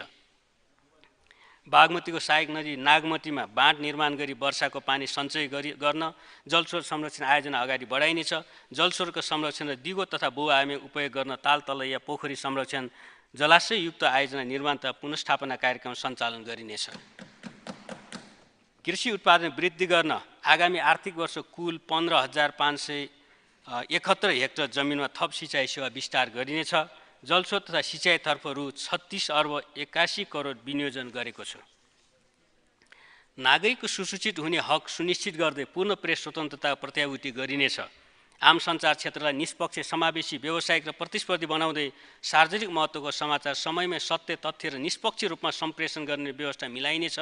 लुम्बिनी प्रदेशमा कृष्णसेन इच्छुक सञ्चारग्राम स्थापना गरिनेछ। सञ्चारकर्मीको क्षमता अभिवृद्धिका लागि तालिमको अवसर उपलब्ध गराइनेछ। सामाजिक सञ्जाल तथा डिजिटल प्लेटफर्मको प्रयोगलाई मर्यादित र व्यवस्थित बनाइनेछ। डिजिटल प्लेटफर्म मार्फत गरिने विज्ञापन नियमन गरिनेछ। विज्ञापन क्षेत्रलाई एक द्वार प्रणाली मार्फत व्यवस्थित गरिनेछ। सञ्चार माध्यमलाई उपलब्ध गराइने लोक कल्याणकारी विज्ञापनलाई निरन्तरता दिएको छु। हुलाक सेवालाई पुनर्संरचना गरी विद्युतीय व्यापारको हबको रूपमा विकास गरिनेछ। काभ्रे प्लान्चोकको बनेपामा चलचित्र छायाङ्कन स्टुडियो निर्माण कार्य सुरु गरिनेछ। दोलखा चलचित्र नगरीलाई सार्वजनिक निजी साझेदारीमा निर्माण कार्य अगाडि बढाइनेछ। सञ्चार तथा सूचना प्रविधि मन्त्रालयको लागि रु 7 अर्ब 35 करोड विनियोजन गरेको छु। समुदाय सङ्घको सहकार्यमा पुराना बस्ती भएका कीर्तिपुर, बन्दीपुर, बुङमती, थिमी, गोर्खा, जनकपुर र मतिहानी लगायतका स्थानको इतिहास, संस्कृति, भाषा र सभ्यतालाई संरक्षण र सम्वर्धन गर्न विविध कार्यक्रम सञ्चालन गरिनेछ। भाषा, साहित्य, दर्शन, संस्कृति, कला, सङ्गीत, नाट्य लगायतका अमूर्त सांस्कृतिक क्षेत्रको विकास र प्रवर्धन गरिनेछ। प्रतिलिपि अधिकारको संरक्षण र नियमन गरिनेछ। सनातन धर्म र संस्कृतिका अन्तर्राष्ट्रिय स्तरका सभा र सम्मेलन आयोजना गर्न प्रोत्साहन गरिनेछ। जानकी मन्दिरलाई विश्व सम्पदा सूचीमा समावेश गर्न पहल गरिनेछ। सिम्रौन गोर्डलाई विशेष रूपमा संरक्षण गरिनेछ। तनहुँको चुरी रम्गामा सबै नेपाली भाषाभाषीका मूर्धन्य स्रष्टाको प्रतिमा र सप्तधाम सहितको भानु साहित्य उद्यान स्थापना गरिनेछ। गोर्खामा राजतन्त्रदेखि गणतन्त्रसम्मको अभिलेख रहने गरी ऐतिहासिक सङ्ग्रहालय निर्माण गरिनेछ। संस्कृति पर्यटन तथा नागरिक उड्डयन मन्त्रालयका लागि रु 11 अर्ब 91 करोड विनियोजन गरेको छ। नेपाल व्यापार एकीकृत रणनीतिले पहिचान गरेका र हाल उच्च परिमाणमा निर्यात भइरहेका गलैँचा, कार्पेट, धागो, तयारी कपडा, सिमेन्ट लगायतका वस्तुको निर्यात अभिवृद्धि गरिनेछ। स्वदेशी श्रम र कच्चा पदार्थ प्रयोग गरी कम तौल र उच्च मूल्य भएका वस्तु उत्पादन गरी निर्यात गरिनेछ। पहिलो चरणमा कफी, अलैँची, चिया र हिमालयन वाटरको ब्रान्डिङ गरिनेछ। व्यापार सम्बद्ध पूर्वाधारको एकीकृत र रणनीतिक विकासका लागि लजिस्टिक गुरु योजना निर्माण गरी कार्यान्वयन गरिनेछ। व्यापारजन्य पूर्वाधार र प्रविधिको विकास तथा उपयोग गरी उत्पादन र व्यापार लागत घटाउँदै नेपाली वस्तुलाई अन्तर्राष्ट्रिय बजारमा प्रतिस्पर्धी बनाइनेछ। भैरवाको एकीकृत जाँच चौकी र रसुवाको टिमुरेमा सुक्खा बन्दरगाहको निर्माण कार्य सम्पन्न गरिनेछ। कञ्चनपुर जिल्लाको दोडारा चाँदनीमा सुक्खा बन्दरगाह निर्माण कार्यको प्रारम्भ गरिनेछ। आयात हुने वस्तु तथा सेवाको गुणस्तर मापदण्ड निर्धारण गरी लागू गरिनेछ। गुणस्तर सम्बन्धी सर्वस्वीकार्यता र मापदण्डमा एकरूपता हुने गरी छिमेकी मुलुकसँग सम्झौता गर्ने प्रक्रिया अगाडि बढाइनेछ। आपूर्ति श्रृङ्खलाका अवरोध हटाई सहज र सरल आपूर्ति प्रणाली स्थापना गरिनेछ। प्रदेश र स्थानीय तहसँगको समन्वय र सहकार्यमा बजार अनुगमनलाई प्रभावकारी र सघन बनाइनेछ। कालोबजारी, सिन्डिकेट, कार्टेलिङ लगायतका अवांछित र गैरकानुनी क्रियाकलापलाई कडाइका साथ नियन्त्रण गरिनेछ। उपभोक्ता अधिकारको संरक्षण र सम्वर्धन गर्न तथा उपभोक्तालाई प्राप्त हकको न्यायिक उपचारका लागि उपभोक्ता अदालत स्थापना गर्न बजेट व्यवस्था गरेको छु। उद्योग वाणिज्य तथा आपूर्ति मन्त्रालयका लागि रु 9 अर्ब 28 करोड विनियोजन गरेको छु। श्रमिकलाई उचित र मर्यादित श्रम अभ्यास गर्ने हक सुनिश्चित गरिनेछ। श्रम शक्तिलाई दक्ष र व्यावसायिक बनाई स्वदेशमा नै रोजगारीको अवसर सिर्जना गरिनेछ। सामाजिक संवाद मार्फत असल श्रम सम्बन्ध विकास गरिनेछ। रोजगार बैंकको स्थापना गरी रोजगारी सम्बन्धी सूचनाको एकीकृत अभिलेख तयार गरिनेछ। श्रम बजारमा उपलब्ध रोजगारीको अवसर तथा जनशक्तिको माग र आपूर्तिलाई स्वचालित प्रणालीमा आबद्ध गरिनेछ। श्रम र रोजगारी सम्बन्धी सेवा प्रवाह र गुनासो सम्बोधनका लागि श्रमाधान कार्यक्रम सञ्चालन गरिनेछ। प्रधानमन्त्री रोजगार कार्यक्रम अन्तर्गत स्थानीय तहमा सूचीकृत बेरोजगारलाई सार्वजनिक निर्माण तथा मर्मत सम्भार आयोजनाका काममा सहभागी गराई करिब 2 लाख व्यक्तिलाई न्यूनतम 100 दिनको रोजगारी प्रदान गरिनेछ। यस कार्यक्रमका लागि रु 6 अर्ब विनियोजन गरेको छु। वैदेशिक रोजगारीलाई सुरक्षित र व्यवस्थित गरिनेछ। वैदेशिक रोजगारीलाई थप व्यवस्थित गर्न कूटनीतिक नियोगलाई प्रभावकारी रूपमा परिचालन गरिनेछ। गन्तव्य मुलुकमा अलेखबद्ध श्रमिकको दर्ता गर्ने कार्यलाई अभियानको रूपमा सञ्चालन गरिनेछ। आगामी आर्थिक वर्ष थप 3 प्रमुख गन्तव्य मुलुकसँग द्विपक्षीय श्रम सम्झौता गरिनेछ। वैदेशिक रोजगारीमा जाने श्रमिकलाई सिपयुक्त बनाइनेछ। वैदेशिक रोजगारीमा जानु पूर्व गरिने अभिमुखीकरण तालिमलाई क्रमशः निःशुल्क गर्ने व्यवस्था गरिनेछ। वैदेशिक रोजगारीमा गएका श्रमिकका आश्रित परिवारलाई कल्याणकारी कोषबाट प्रदान गर्ने लाभको दायरा विस्तार गरिनेछ। यस सम्बन्धी सेवा स्थानीय तहबाट प्रवाह हुने व्यवस्था मिलाइनेछ। वैदेशिक रोजगारीबाट फर्किएका नागरिकको ज्ञान, सिप र पुँजी मार्फत उद्यमशीलता प्रवर्धन गर्न रिटर्नी उद्यमशीलता कार्यक्रम सञ्चालन गरी कम्तीमा 1 लाख रिटर्नीलाई स्वरोजगार बनाइनेछ। वैदेशिक रोजगारीमा जान श्रम स्वीकृति लिएका व्यक्तिलाई बैंक खातामा विप्रेषण पठाउने सुनिश्चितताका आधारमा बिना धितो ऋण उपलब्ध गराइनेछ।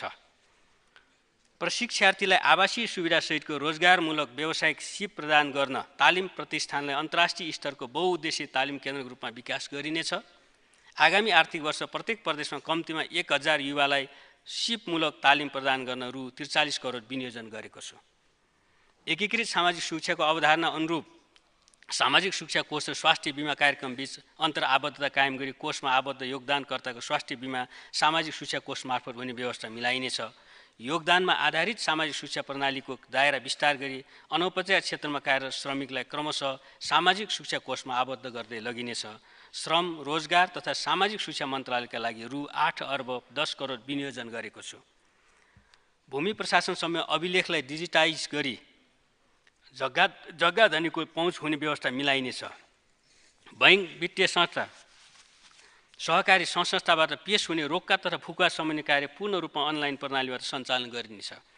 आधुनिक प्रविधिमा आधारित नयाँ राष्ट्रिय नियन्त्रण बिन्दु सञ्जाल स्थापना गरी परिशुद्ध नाप नक्सा कार्य अगाडि बढाइनेछ। नाप नक्सा सम्बन्धी कार्यलाई थप व्यवस्थित र प्रविधियुक्त बनाइनेछ।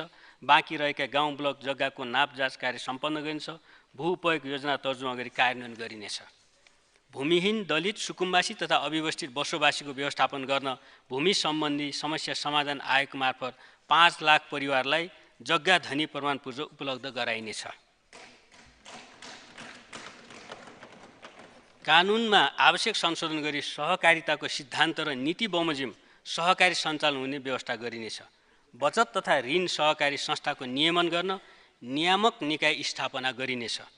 बचत तथा ऋण सहकारीलाई एक आपसमा गाभिन सहजीकरण गरिनेछ। बचत तथा ऋण सहकारी संस्थामा देखिएको समस्या समाधानका लागि समस्याग्रस्त सहकारीका सञ्चालक र एका घरको परिवारको सदस्यको नाममा रहेको सम्पत्तिको ढिटोको सुरक्षणमा रु 5 लाखसम्मका बचतकर्ता सदस्यको रकम फिर्ता गर्ने व्यवस्था मिलाइनेछ। भूमि व्यवस्था सहकारी तथा गरिबी निवारण मन्त्रालयको लागि रु 6 अर्ब 82 करोड विनियोजन गरेको छु। वन क्षेत्रको दिगो व्यवस्थापन गरी व्यावसायिक उपयोग गरिनेछ। वन क्षेत्रमा लिज तथा कबुलियतीमा फलफुल खेती र पशु पन्छी पालन गर्न प्रोत्साहित गरिनेछ। स्थानीय तह र प्रदेश सङ्घको सहकार्यमा प्रमुख राजमार्ग, नदी किनारा र नहरको डिलमा समुदायमा आधारित फलफुल बिरुवा रोपण कार्यक्रम राष्ट्रिय अभियानको रूपमा सञ्चालन गरिनेछ। उच्च मूल्ययुक्त जडीबुटीको व्यावसायिक खेती प्रवर्धन गर्न गुणस्तरीय बिरुवा उत्पादन गरिनेछ। जडीबुटीको व्यापार सहजीकरण गर्न प्रयोगशाला प्रमाणीकरण गर्ने व्यवस्था मिलाइनेछ। न्यूनतम एक तहको प्रशोधन गरेर जडीबुटी निर्यात गर्ने व्यवस्था मिलाइनेछ। हिमाली क्षेत्रका यार्सा गुम्बा लगायतका उच्च मूल्ययुक्त जडीबुटीको अनुसन्धान कार्य अघि बढाइनेछ। मानव वन्यजन्तु द्वन्द्व घटाउने र जैविक मार्गको संरक्षण तथा वन्यजन्तुको विचरण अनुकूल हुने गरी पूर्वाधार विकास गर्ने व्यवस्था मिलाइनेछ। वन्यजन्तुबाट हुने क्षति न्यूनीकरणका लागि विद्युतीय तारबार, मेष जाली सहितको घेराबेरा लगायतका पूर्वाधार निर्माण गर्न आवश्यक रकम विनियोजन गरेको छु। वन दडेलो नियन्त्रणका लागि उपकरण खरिद र जनचेतनामूलक कार्यक्रम सञ्चालन गर्न बजेट व्यवस्था गरेको छु। वन अतिक्रमण नियन्त्रण तथा वृक्षारोपणका कार्यक्रम सञ्चालन गरी वन विनाश तथा क्षयीकरणमा कमी ल्याइनेछ। कार्बन व्यापार कार्यक्रमलाई निरन्तर दिन उत्सर्जन न्यूनीकरणका कार्यक्रम सञ्चालन गरिनेछ। कार्बन उत्सर्जन न्यूनीकरण तथा वनको दिगो व्यवस्थापन मार्फत घटेको कार्बन उत्सर्जन वा बढेको कार्बन सञ्चितलाई सरकार आफै वा निजी क्षेत्रले राष्ट्रिय वा अन्तर्राष्ट्रिय बजारमा बिक्री गर्ने व्यवस्था मिलाइनेछ। कार्बन व्यापारबाट प्राप्त रकम जलवायु परिवर्तनबाट सबैभन्दा बढी जोखिममा परेका समुदायको अनुकूलन क्षमता विकासमा उपयोग गरिनेछ। कोशी र कर्णाली प्रदेशको वन कार्बन आकलन गरी रेड कार्यक्रमलाई निरन्तरता दिइनेछ।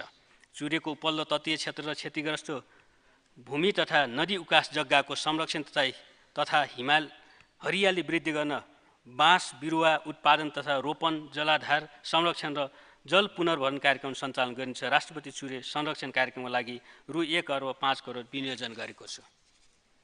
वन पैदावार सङ्कलन, बिक्री, वितरण तथा ओसार पसार कार्यलाई राष्ट्रिय एकद्वार प्रणाली मार्फत सञ्चालन गर्ने व्यवस्था मिलाइन्छ। विभिन्न भौगोलिक क्षेत्रमा रहेका 11 वनस्पति उद्यानलाई रैथानी, दुर्लभ, लोपोन्मुख तथा सङ्कटापन्न वनस्पतिको स्थानीय संरक्षण केन्द्रको रूपमा विकास गरिनेछ। वायु प्रदूषण नियन्त्रण सम्बन्धी मापदण्डलाई कडाइसाथ पालना गरिनेछ। वायु गुणस्तर मापन केन्द्रको प्रभावकारी सञ्चालन गरी प्राप्त सूचनालाई वायु प्रदूषण नियन्त्रण तथा नियमनका उपायसँग आबद्ध गरिनेछ। मुस्ताङमा वायु गुणस्तर मापन केन्द्र विस्तार गरिनेछ। वन तथा वातावरण मन्त्रालयको लागि रु 15 अर्ब 70 करोड विनियोजन गरेको छु। जीवन उपयोगी र गुणस्तरीय शिक्षाका माध्यमबाट मर्यादित र नैतिकवान समाजको विकास गरिनेछ। आधारभूत शिक्षा प्राप्त गर्ने बालबालिकाको हक सुनिश्चित गरिनेछ। सिपमूलक र प्राविधिक शिक्षा विस्तार गरी रोजगारीको अवसर सिर्जना गरिनेछ। उच्च शिक्षालाई अनुसन्धानमूलक, नवप्रवर्तनमुखी र व्यावसायिक बनाइनेछ। विद्यार्थी परिचय पत्रलाई घटना दर्ता तथा सामाजिक सुरक्षा व्यवस्थापन सूचना प्रणालीसँग आबद्ध गरी विद्यार्थी भर्ना, स्थानान्तरण र छात्रवृत्ति कार्यक्रमलाई व्यवस्थित गरिनेछ। प्रारम्भिक बाल विकास शिक्षाको गुणस्तर वृद्धि गर्न बाल विकासका 1500 शिक्षकलाई बुट क्याम्पमा सहभागी गराइनेछ। कक्षा 1 देखि 5 सम्म सञ्चालित दिवा खाजा कार्यक्रममा स्थानीय उत्पादन उपयोग गर्नुपर्ने व्यवस्था मिलाइनेछ। कर्णाली प्रदेशका हुम्ला, जुम्ला, मुगु, डोल्पा र कालीकोट जिल्लामा दिइँदै आएको दिवा खाजा रकम वृद्धि गरेको छु। आगामी वर्ष 7 प्रदेशका एक स्थानीय तहमा एकीकृत भान्साको अवधारणा अनुरूप मेगा किचन स्थापना गरिनेछ। प्रारम्भिक बाल शिक्षादेखि कक्षा 5 सम्मका 30 लाख विद्यार्थी लाभान्वित हुने दिवा खाजा कार्यक्रमको लागि रु 8 अर्ब 39 करोड विनियोजन गरेको छु। अति विपन्न र सीमान्तकृत वर्गका बालबालिकाको शिक्षामा सहज पहुँचका लागि कक्षा 9 देखि 12 सम्म प्रदान गर्दै आएको छात्रवृत्तिलाई कक्षा 6 देखि 12 सम्म विस्तार गर्न बजेट व्यवस्था गरेको छु। यसबाट थप 45,000 विद्यार्थी लाभान्वित हुनेछन्। विद्यालय तहमा प्रदान गर्ने सबै प्रकारका छात्रवृत्तिको लागि रु 60 करोड विनियोजन गरेको छु। सार्वजनिक विद्यालय रूपान्तरण कार्यक्रम सञ्चालन गरी विद्यालयको शैक्षिक गुणस्तर अभिवृद्धि गर्नेछ। 60बाट सिक्ने 60लाई सिकाउने कार्यक्रम सञ्चालन गरी विद्यार्थीको सिकाइ अभिवृद्धि तथा शैक्षिक नेतृत्व विकास गरिनेछ। विद्यालय शिक्षादेखि नै आफ्नो रुचि र क्षमता अनुरूप भावी अध्ययनका क्षेत्र र पेसा छनौट गर्न करियर काउन्सिलिङ कार्यक्रम सञ्चालन गरिनेछ। यस कार्यक्रमबाट 1 लाख विद्यार्थी लाभान्वित हुनेछन्। राष्ट्रपति शैक्षिक सुधार कार्यक्रमका लागि रु 87 करोड विनियोजन गरेको छु। नेपाली समाजको मौलिकता र मूल्य मान्यता झल्काउने विभिन्न समुदायको कथनलाई बालबच्चाले सुन्ने, हेर्ने र पढ्ने सामग्री बनाई टेलिभिजन, रेडियो तथा सामाजिक सञ्जाल मार्फत नेपाली र अन्य मातृभाषामा प्रसारण गरिनेछ। हाल सञ्चालित 5 शहीद स्मृति विद्यालयलाई मूल प्रवाहीकरण गरी सञ्चालन गरिनेछ। यस्ता विद्यालयमा अनाथ बालबालिकालाई समेत अध्ययन गर्ने व्यवस्था मिलाइनेछ। भूगोल, जनसाङ्ख्यिक परिवर्तन र विद्यालय सङ्ख्यालाई आधार मानी सबै विद्यालयको नक्साङ्कन गरिनेछ। स्थानीय तहसँगको समन्वयमा शिक्षक दरबन्दी मिलान तथा तहगत समायोजन गरिनेछ। पिछडिएको क्षेत्र र समुदायलाई प्राथमिकतामा राखी 500 विद्यालयमा खानेपानी र शौचालयको निर्माण गरिनेछ। अपाङ्ग मैत्री, लैङ्गिक संवेदनशील र सुरक्षित 1000 कक्षा कोठा निर्माणका लागि 2 अर्ब 50 करोड विनियोजन गरेको छु। अनुसन्धान र नवप्रवर्धनबाट सिर्जित ज्ञान र बौद्धिक सम्पत्ति संरक्षण गर्दै स्टार्टअप मार्फत मिनिमल भाइबल प्रोडक्ट सम्म पुर्याउने व्यवस्था मिलाइनेछ। स्टार्टअप उद्यमीसँगको सहकार्यमा विद्यालयको पूर्वाधार प्रयोग गरी 12 कक्षा उत्तीर्ण विद्यार्थीलाई सिप र रोजगारीमा आबद्ध गरिनेछ। इन्डस्ट्री एकाडेमिया इन्टरफेस आयोजना गरी व्यावसायिक सिपलाई श्रम बजारसँग आबद्ध गर्दै लगिनेछ। उद्यमशीलता प्रवर्धन गर्न त्रिभुवन विश्वविद्यालय, निजी क्षेत्र र स्थानीय तहसँगको सहकार्यमा कार्यक्रम सञ्चालन गरिनेछ। श्रम बजारको मागका आधारमा प्राविधिक शिक्षालयको नक्साङ्कन गरिनेछ। उच्च माग तथा पारिश्रमिक भएका क्षेत्र पहिचान गरी सिपयुक्त प्राविधिक जनशक्ति उत्पादन गरिनेछ। प्राविधिक धारको उच्च शिक्षामा दलित समुदायको पहुँच वृद्धि गर्न गरिब तथा जेएनदार छात्रवृत्ति कार्यक्रम सञ्चालन गरिनेछ। प्राविधिक शिक्षातर्फ रु 1 अर्ब 59 करोड विनियोजन गरेको छु। चिकित्सा शिक्षा छात्रवृत्तिलाई लक्षित समूह केन्द्रित गरी सरकारी लगानीको दिगोपना कायम गर्न सम्बद्ध कानुन संशोधन गरिनेछ। चिकित्सा शिक्षा, कृषि, इन्जिनियरिङ, सूचना प्रविधि लगायतका उच्च शिक्षा अध्ययनका लागि चक्रिय कोष मार्फत सहुलियतपूर्ण शैक्षिक कर्जा उपलब्ध गराउने व्यवस्था मिलाइनेछ। कृषि, इन्जिनियरिङ, सूचना प्रविधि, स्वास्थ्य सेवा लगायतमा जनशक्तिको आपूर्ति सुनिश्चित गर्न जनशक्तिको प्रक्षेपण गरी शिक्षण संस्थालाई प्रदान गरिएको कोटामा पुनरावलोकन गरिनेछ। धनगढीमा अवस्थित शहीद दशरथचन्द्र स्वास्थ्य विज्ञान विश्वविद्यालय सञ्चालनमा ल्याइनेछ। पोखरा, बर्दिवास, बुटोल र सुर्खेतमा मेडिकल कलेज स्थापना गर्ने कार्य अघि बढाइनेछ। उदयपुर, मोरङ, पर्सा र चितवनमा मेडिकल कलेज स्थापनालाई सम्भाव्यता अध्ययन गरिनेछ। त्रिभुवन विश्वविद्यालयलाई उत्कृष्ट प्राज्ञिक केन्द्रको रूपमा विकास गरिनेछ। विश्वविद्यालयका अनुसन्धान केन्द्रलाई ज्ञान र प्रविधि हस्तान्तरण गर्ने सम्वाहकको रूपमा विकास गरिनेछ। उच्च शिक्षाको रूपान्तरण र गुणस्तर अभिवृद्धिका लागि विश्वविद्यालय एक अर्कामा गाभिने तथा पुनर्संरचना गर्ने सम्बन्धमा अध्ययन गरिनेछ।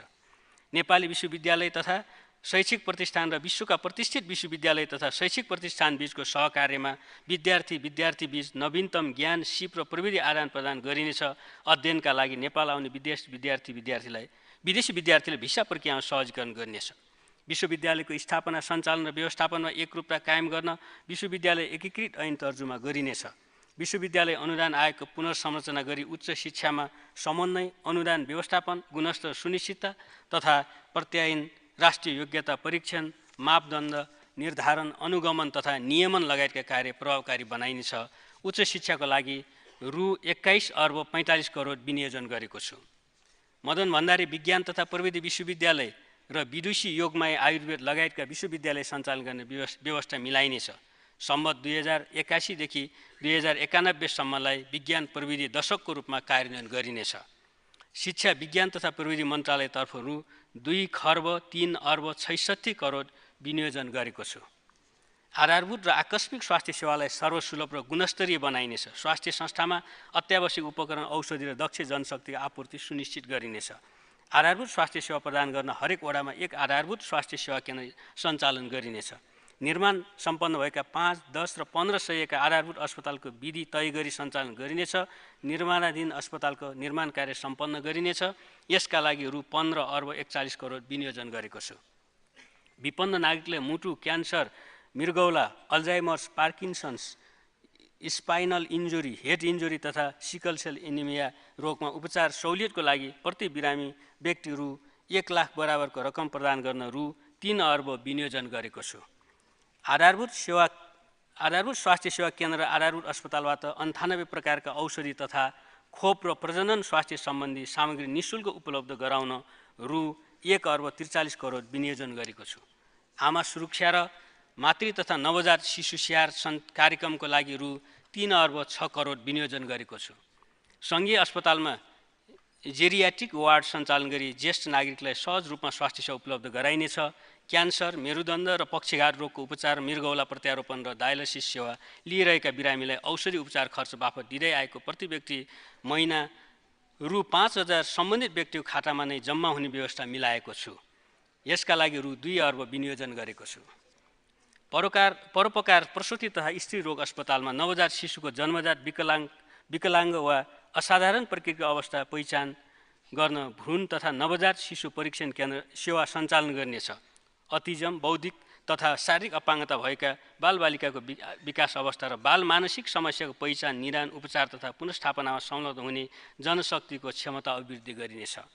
वीर अस्पतालमा जलनको सघन उपचारका लागि आधुनिक कक्ष विस्तार गरिनेछ। कीर्तिपुरको बर्न अस्पतालको पूर्वाधार विकास गरिनेछ। भेरी अस्पताललाई सिकल सेल एनिमिया उपचार केन्द्रको रूपमा विकास गरिनेछ। नयाँ निर्माण हुने ट्रमा सेन्टरलाई नजिकका स्वास्थ्य संस्थासँगको समन्वयमा सञ्चालन गर्ने व्यवस्था मिलाइनेछ। आत्महत्या र मानसिक स्वास्थ्य समस्या निराकरण सम्बन्धी सेवा विस्तार गर्न मानसिक अस्पताल पाटनको क्षमता अभिवृद्धि गरिनेछ। पाटन स्वास्थ्य विज्ञान प्रतिष्ठानमा कलेजो प्रत्यारोपण सेवा विस्तार गरिनेछ। कर्णाली, पोखरा, पाटन, राप्ती र बिपी कोइराला स्वास्थ्य विज्ञान प्रतिष्ठान तथा कोशी, नारायणी, भरतपुर, भेरी, डडेलधुरा र गजेन्द्र नारायण सिंह अस्पतालको क्षमता विकास गरी 500 शय्यामा स्तर उन्नति गरिनेछ। रामराजा प्रसाद सिंह स्वास्थ्य विज्ञान प्रतिष्ठानको पूर्वाधार विकासका लागि आवश्यक बजेट छुट्याइएको छ। सुरेश वाग्ले मेमोरियल क्यान्सर केन्द्र, मनमोहन कार्डियो थोरासिक भास्कुलर तथा ट्रान्सप्लान्ट केन्द्र, त्रिभुवन विश्वविद्यालय शिक्षण अस्पताल, शहीद गङ्गालाल राष्ट्रिय हृदयरोग केन्द्र, परोपकार प्रसुति तथा स्त्री रोग अस्पताल, बिपी कोइराला क्यान्सर अस्पताल, जीपी कोइराला राष्ट्रिय श्वास प्रश्वास उपचार केन्द्र र भक्तपुर क्यान्सर अस्पतालको पूर्वाधार विकास तथा उपकरणका लागि आवश्यक बजेट व्यवस्था गरेको छु। 300 शय्या वा सोभन्दा बढी क्षमता सङ्घीय अस्पतालमा एमबिबिएस र 100 शय्या वा सोभन्दा बढी क्षमताका सरकारी अस्पतालमा नर्सिङ सम्बन्धी शैक्षिक कार्यक्रम क्रमशः सञ्चालन गर्दै लगिनेछ। आगामी आर्थिक वर्ष चिकित्सा विज्ञान राष्ट्रिय प्रतिष्ठान, भरतपुर अस्पताल, पोखरा स्वास्थ्य विज्ञान प्रतिष्ठान र राप्ती स्वास्थ्य विज्ञान प्रतिष्ठानमा एमबिबिएस सञ्चालन गर्न आवश्यक बजेट विनियोजन गरेको छु। आयुर्वेद, प्राकृतिक चिकित्सा, योग, होमियोप्याथी, युनानी, अकुपङ्क्चर, शोभारिक्पा लगायतका अन्य वैकल्पिक उपचार पद्धतिको विस्तार गरिनेछ। नागरिक आरोग्य कार्यक्रमलाई समुदाय स्तरसम्म विस्तार गरिनेछ। काठमाडौँको बुढा नीलकण्ठमा रहेको राष्ट्रिय आयुर्वेद, योग तथा पञ्चकर्म केन्द्र भवनको निर्माण सम्पन्न गरी सञ्चालनमा ल्याइनेछ। सिंहदरबार वैद्यखानाको पुनर्सञ्चालन गरी क्षमता विस्तार गरिनेछ। आधारभूत आयुर्वेद औषधि उत्पादन प्रवर्धन गरिनेछ। सरकारी, सामुदायिक र निजी क्षेत्रबाट सञ्चालित स्वास्थ्य सेवा, औषधि उत्पादन र वितरणको गुणस्तर र मूल्यको नियमन सुदृढ बनाइनेछ। वैकल्पिक उपचार पद्धतिका लागि रु 24 करोड विनियोजन गरेको छु। काठमाडौँ विश्वविद्यालयमा Sita Dahal memorial college of naturopathy and yogic science college स्थापना र पूर्वाधार निर्माणका लागि रकम व्यवस्था गरेको छु। स्वास्थ्य बिमा कार्यक्रम विस्तार गरी स्वास्थ्य सेवामा आम नागरिकको पहुँच सुनिश्चित गरिनेछ। स्वास्थ्यसँग सम्बन्धित सामाजिक सुरक्षा कार्यक्रम र स्वास्थ्य बिमा बीचको दोहोरोपन हटाइनेछ। स्वास्थ्य बिमा कार्यक्रमका लागि रु 7 अर्ब 50 करोड विनियोजन गरेको छु। विद्यमान जनसङ्ख्या नीति परिमार्जन गरी कार्यान्वयन गरिनेछ। जनसाङ्ख्यिक लाभलाई राष्ट्रको समृद्धि र विकासमा उपयोग गरिनेछ। स्वास्थ्य तथा जनसङ्ख्या मन्त्रालयतर्फ रु 86 अर्ब 24 करोड विनियोजन गरेको छु। सन् 2030सम्म स्वच्छ खानेपानीमा सबैको पहुँच पुर्याउने गरी सेवा विस्तार गरिनेछ।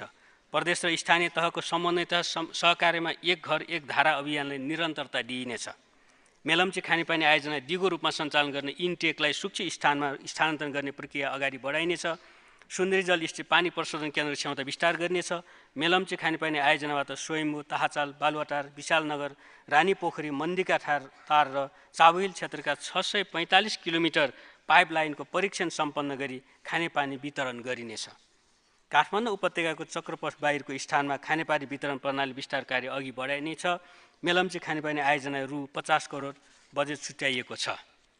सुनकोशी मरिन तथा सुनकोशी कमलाबाट मध्य प्रदेशका 8 जिल्ला, नारायणी नदीबाट चितवन, भेरी बबईबाट कोहलपुर र नेपालगञ्ज लगायतका स्थानमा थोक वितरण प्रणालीबाट पानी आपूर्ति गर्न सम्भाव्यता अध्ययन गरिनेछ। भक्तपुरको महादेव खोला तथा गुल्मीको कङ्के देउरालीमा जलाशययुक्त खानेपानी आयोजनाको निर्माण कार्य अगाडि बढाइनेछ। 37 करोड लिटर फोहोर पानी प्रशोधन क्षमताको धोबीघाट प्रशोधन केन्द्र सञ्चालनमा ल्याइनेछ। धोबीघाट, बालकुमारी र सल्लाघारीमा फोहोर पानी प्रशोधन केन्द्रको निर्माण कार्य सुरु गरिनेछ। खोटाङको हलेसी र शङ्खुवासहको खाँडबारीमा खानेपानी र ढल निर्माण कार्य सुरु गरिनेछ। मधेस, कर्णाली र सुदूरपश्चिम प्रदेशमा खानेपानी सरसफाइ तथा स्वच्छता सुधारका कार्यक्रम सञ्चालन गरिनेछ। यसको लागि आवश्यक बजेट विनियोजन गरेको छु। आगामी आर्थिक वर्ष खानेपानी सुविधा विस्तारबाट थप 4,45,000 जनसङ्ख्या लाभान्वित हुनेछ।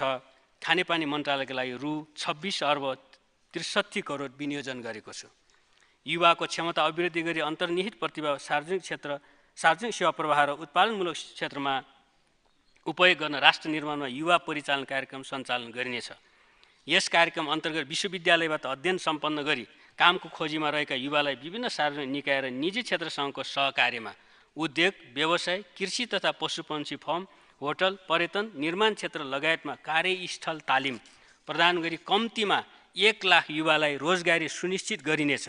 यस कार्यक्रमका लागि रु 3 अर्ब विनियोजन गरेको छु। स्वास्थ्य, शिक्षा, पर्यटन, कृषि, सूचना प्रविधि क्षेत्रका 1000 युवालाई फेलोसिप प्रदान गरिनेछ। फेलोसिप प्रदान गर्न निजी क्षेत्रलाई समेत प्रोत्साहन गरिनेछ। युवामा उद्यमशीलता प्रवर्धन गर्न कर्जाको सहज र सरल पहुँच पुर्याइनेछ। सबैका लागि खेलकुदको अवसर सिर्जना गरिनेछ। खेल क्षेत्रमा महिला सहभागिता बढाइनेछ।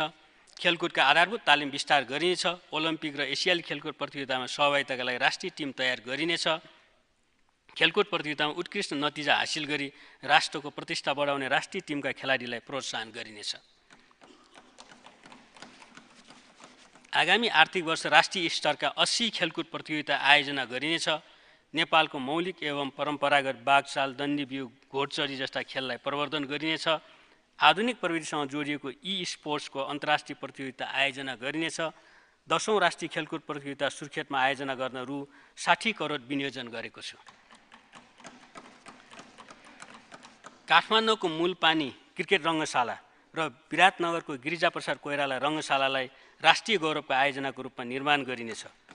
भरतपुरमा निर्माणाधीन गौतम बुद्ध रङ्गशाला सङ्घ, प्रदेश र स्थानीय तहको साझेदारीमा निर्माण कार्य अगाडि बढाइनेछ। कीर्तिपुर क्रिकेट रङ्गशालाको स्तर उन्नति र फाप्ला क्रिकेट रङ्गशाला निर्माणलाई तीव्रता दिइनेछ। खेल पूर्वाधारतर्फ रु 1 अर्ब 30 करोड विनियोजन गरेको छु। शिक्षकलाई खेलकुदको तालिम दिई विद्यालयमा खेलकुद प्रवर्धन गरिनेछ। बालबालिकाको उमेरगत खेलकुद प्रतियोगिता सञ्चालन गर्ने र प्रतिभावान बालबालिकालाई खेल छात्रवृत्तिको व्यवस्था मिलाइन्छ। खेलकुद क्षेत्रको पूर्वाधार निर्माण, सञ्चालन, व्यवस्थापनमा निजी क्षेत्रको संलग्नता बढाई खेलकुद अर्थतन्त्रको विकास गरिनेछ। निजी सङ्घ संस्था तथा कम्पनीको संस्थागत सामाजिक उत्तरदायित्व कार्यक्रमलाई खेलकुद क्षेत्रसँग आबद्ध गर्दै लगिनेछ। युवा तथा खेलकुद मन्त्रालयको लागि रु 3 अर्ब 50 करोड विनियोजन गरेको छु। महिला विरुद्ध हुने हिंसा, शोषण र भेदभाव नियन्त्रण गरी सबै क्षेत्रमा समभाव र सम्मानजनक वातावरणको सिर्जना गरिनेछ। आगामी आर्थिक वर्षलाई महिला लगानी वर्षको रूपमा मनाइनेछ। राष्ट्रपति महिला उत्थान कार्यक्रम अन्तर्गत ग्रामीण तथा दुर्गम क्षेत्रका ज्यान जोखिममा परेका गर्भवती तथा सुत्केरीको निःशुल्क हवाई उद्धारलाई थप प्रभावकारी बनाइनेछ। राष्ट्रपति महिला सशक्तिकरण कार्यक्रमको पुनर्संरचना गरी आर्थिक सशक्तिकरणका कार्यक्रम सञ्चालन गरिनेछ। राष्ट्रपति महिला उद्यमी समुन्नति पुरस्कारका लागि आवश्यक रकम विनियोजन गरेको छु। प्रदेश र स्थानीय तहसँगको समन्वय र सहकार्यमा प्रधानमन्त्री छोरी आत्मनिर्भर कार्यक्रम मार्फत छोरीलाई रोजगार उन्मुख शिक्षा र सिप प्रदान गर्न तथा उद्यमशीलता विकास गर्न रु 10 करोड विनियोजन गरेको छु। युवा महिलाका आवश्यकता, चुनौती र अवसरका विषयमा राष्ट्रिय स्तरका छलफल र अन्तर्क्रिया गर्न आगामी वर्ष युवा महिला राष्ट्रिय सम्मेलन आयोजना गरिनेछ। बालबालिका उद्धार र संरक्षणका लागि प्रदेश तथा स्थानीय तहमा आपतकालीन बाल उद्धार तथा पुनर्स्थापना कार्यक्रम सञ्चालन गरिनेछ। बाल सुधार गृहका भौतिक संरचना सृजित गर्दै बाल सुधार गृहमा रहेका सम्पूर्ण बालबालिका स्वास्थ्य बिमा गरिनेछ। हाम्रा बा-आमा हाम्रो जिम्मेवारी अभियान सञ्चालन गरिनेछ। स्थानीय तहमा ज्येष्ठ नागरिक मिलन केन्द्र विस्तार गर्दै लगिनेछ। सातै प्रदेशमा सुविधा सम्पन्न वृद्धाश्रमको स्थापना गरिनेछ। सार्वजनिक सेवा अपाङ्गता मैत्री बनाउँदै लगिनेछ। सार्वजनिक निजी साझेदारीमा अपाङ्गता भएका व्यक्तिको पुनर्स्थापनाका कार्यक्रम सञ्चालन गरिनेछ। राज्य सुविधा परिचय पत्र प्राप्त परिवारका अति अशक्त अपाङ्गता वर्गमा परेका व्यक्तिलाई स्वास्थ्य बिमामा आबद्ध गरिनेछ। लैङ्गिक तथा यौनिक अल्पसङ्ख्यक समुदायलाई मर्यादित जीवनयापन गर्न सचेतना तथा सशक्तिकरण कार्यक्रम सञ्चालन गरिनेछ। मुक्त कमलरीको आर्थिक सशक्तिकरणको लागि व्यावसायिक र सिपमूलक तालिम प्रदान गरिनेछ। दलित समुदायको संविधान प्रदत्त अधिकारको प्रत्याभूति गर्न दलितको सशक्तिकरण कार्य गर्ने संरचनालाई एकीकृत गरी दलित उपेक्षित उत्पीडित वर्ग उत्थान तथा विकास प्राधिकरणको संस्थागत व्यवस्था गरिनेछ। दलित समुदायको रैथाने सिप ज्ञान पेसाको आधुनिकीकरण गरी रोजगारी सिर्जना र जीविकोपार्जन कार्यक्रम सञ्चालन गर्न रु 20 करोड व्यवस्था गरेको छु। समाज कल्याण परिषदको पुनर्संरचना गरिनेछ। अन्तर्राष्ट्रिय गैर सरकारी सङ्घ संस्थाबाट प्राप्त स्रोत र साधनलाई राष्ट्रिय आवश्यकता र प्राथमिकताको क्षेत्रमा परिचालन गरिनेछ। गैर सरकारी संस्थाबाट सङ्घ संस्थाबाट सञ्चालित कार्यक्रमको सघन अनुगमन गर्ने व्यवस्था मिलाइन्छ। महिला बालबालिका तथा ज्येष्ठ नागरिक मन्त्रालयको लागि रु 1 अर्ब 60 करोड विनियोजन गरेको छु। सबै नेपाली नागरिकलाई क्रमशः राष्ट्रिय परिचय पत्र उपलब्ध गराइन्छ। राष्ट्रिय परिचय पत्रलाई राज्यबाट प्रभाव हुने सेवा सुविधासँग आबद्ध गर्दै लगिनेछ। राहदानी, सामाजिक सुरक्षा, व्यक्तिगत घटना दर्ता र स्थायी लेखा नम्बरलाई राष्ट्रिय परिचय पत्रसँग आबद्ध गरिनेछ। भूमि व्यवस्था, सवारी दर्ता तथा नवीकरण, चालक अनुमति पत्र, निवृत्तिभरण व्यवस्था र स्वास्थ्य बिमालाई क्रमशः राष्ट्रिय परिचय पत्रमा आबद्ध गरिनेछ। ज्येष्ठ नागरिक लगायतका लक्षित समूहलाई प्रदान हुँदै आएको सामाजिक सुरक्षा भत्तालाई निरन्तरता दिएको छु। यसको लागि रु 1 खर्ब 16 अर्ब विनियोजित गरेको छु। सडक पूर्वाधारलाई सुरक्षित, गुणस्तरीय, दिगो र भरपर्दो बनाइनेछ। पूर्व पश्चिम राजमार्ग अन्तर्गत नारायणगढ बुटोल सडक खण्ड र कमला कञ्चनपुर सडक खण्डलाई 4 लेन विस्तार गर्ने कार्य आगामी आर्थिक वर्ष सम्पन्न गरिनेछ। काकरभिट्टा लौकही, कमला ढल्केवर पठलैया नारायणघाट, बुटोल गोरुसिङ्गे र भालुबाङ लमै सडक खण्ड स्तरोन्नति कार्य सुरु गरिनेछ। पूर्व पश्चिम राजमार्ग विस्तारका लागि रु 29 अर्ब 88 करोड विनियोजन गरेको छु। काठमाडौँ तराई मधेस द्रुत मार्ग सडक आयोजना अन्तर्गत निर्माणाधीन महादेवतार, धोद्रे र लेनदाना सुरुङ मार्ग निर्माण कार्य आगामी आर्थिक वर्ष सम्पन्न गरिनेछ। 57 पुलको निर्माण कार्यलाई तीव्रता दिइनेछ। काठमाडौँ तराई मधेस द्रुत मार्ग आयोजनाका लागि रु 22 अर्ब 54 करोड विनियोजन गरेको छु। मध्य पहाडी पुष्पलाल लोकमार्ग अन्तर्गत निर्माणाधीन कतुन्जे आरुघाट सडक खण्ड समेत गरी 75 किलोमिटर कालोपत्रे र 10 वटा पुल निर्माण कार्य सम्पन्न गरिनेछ।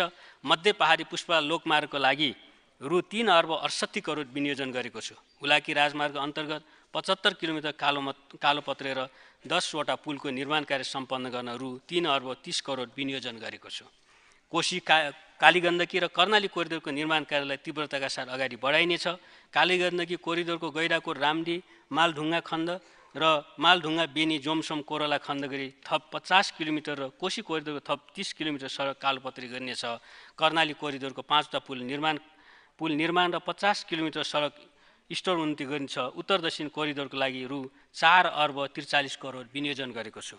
मदन भण्डारी राजमार्गको बाँकी निर्माण कार्य अगाडि बढाउन रु 3 अर्ब 60 करोड विनियोजन गरेको छु। रत्न राजमार्ग, कर्णाली राजमार्ग, सिद्धार्थ राजमार्ग लगायतका सडक सञ्जालको विस्तार र स्तरोन्नति कार्यलाई तीव्रता दिइनेछ। नागढुङ्गा नौबिसे मुगलिन खण्डमा थप 40 किलोमिटर स्तरोन्नति गरिनेछ। आँबु खैरेनी पोखरा खण्डमा कालोपत्री सम्पन्न गरिनेछ। मुगलिन आँबु खैरेनी खण्ड विस्तारको निर्माण कार्य सुरु गरिनेछ। यसको लागि रु 9 अर्ब 57 करोड विनियोजन गरेको छु। शहीद मार्ग अन्तर्गत होलेरी दारबोट खण्डमा 20 किलोमिटर कालोपत्रे, दारबोट घरतीगाउँ दुई खोली खन्न 20 किलोमिटर ग्राभेल र घोराई होलेरी खन्न कालोपत्री सुरु गरिनेछ। यसका लागि रु 1 अर्ब 25 करोड विनियोजन गरेको छु। Bheri corridor, Tamor corridor, Mahakali corridor, Seti लोकमार्ग र सालझन्डी सन्धि खर्ग धोरपाटन सडकको स्तर उन्नति गरिनेछ। कोरिडोरतर्फ रु 3 अर्ब 86 करोड विनियोजन गरेको छु। अन्तर्देशीय व्यापारिक मार्गको गल्छीदेखि स्याफ्रुबेसीसम्म सडक स्तर उन्नति कार्य सम्पन्न गरिनेछ।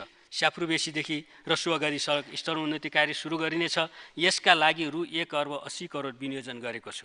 पृथ्वी राजमार्गको विमल नगरदेखि गोर्खाको लिगलीकोट, भत्सेक, बारपाक, बुङकोट, गोर्खा बजार, मनकामना, बेनीघाटसम्म पडवे लगायत प्रणालीको सम्भाव्यता अध्ययन र लगानी ढाँचा तय गरी निर्माण कार्य अगाडि बढाइनेछ।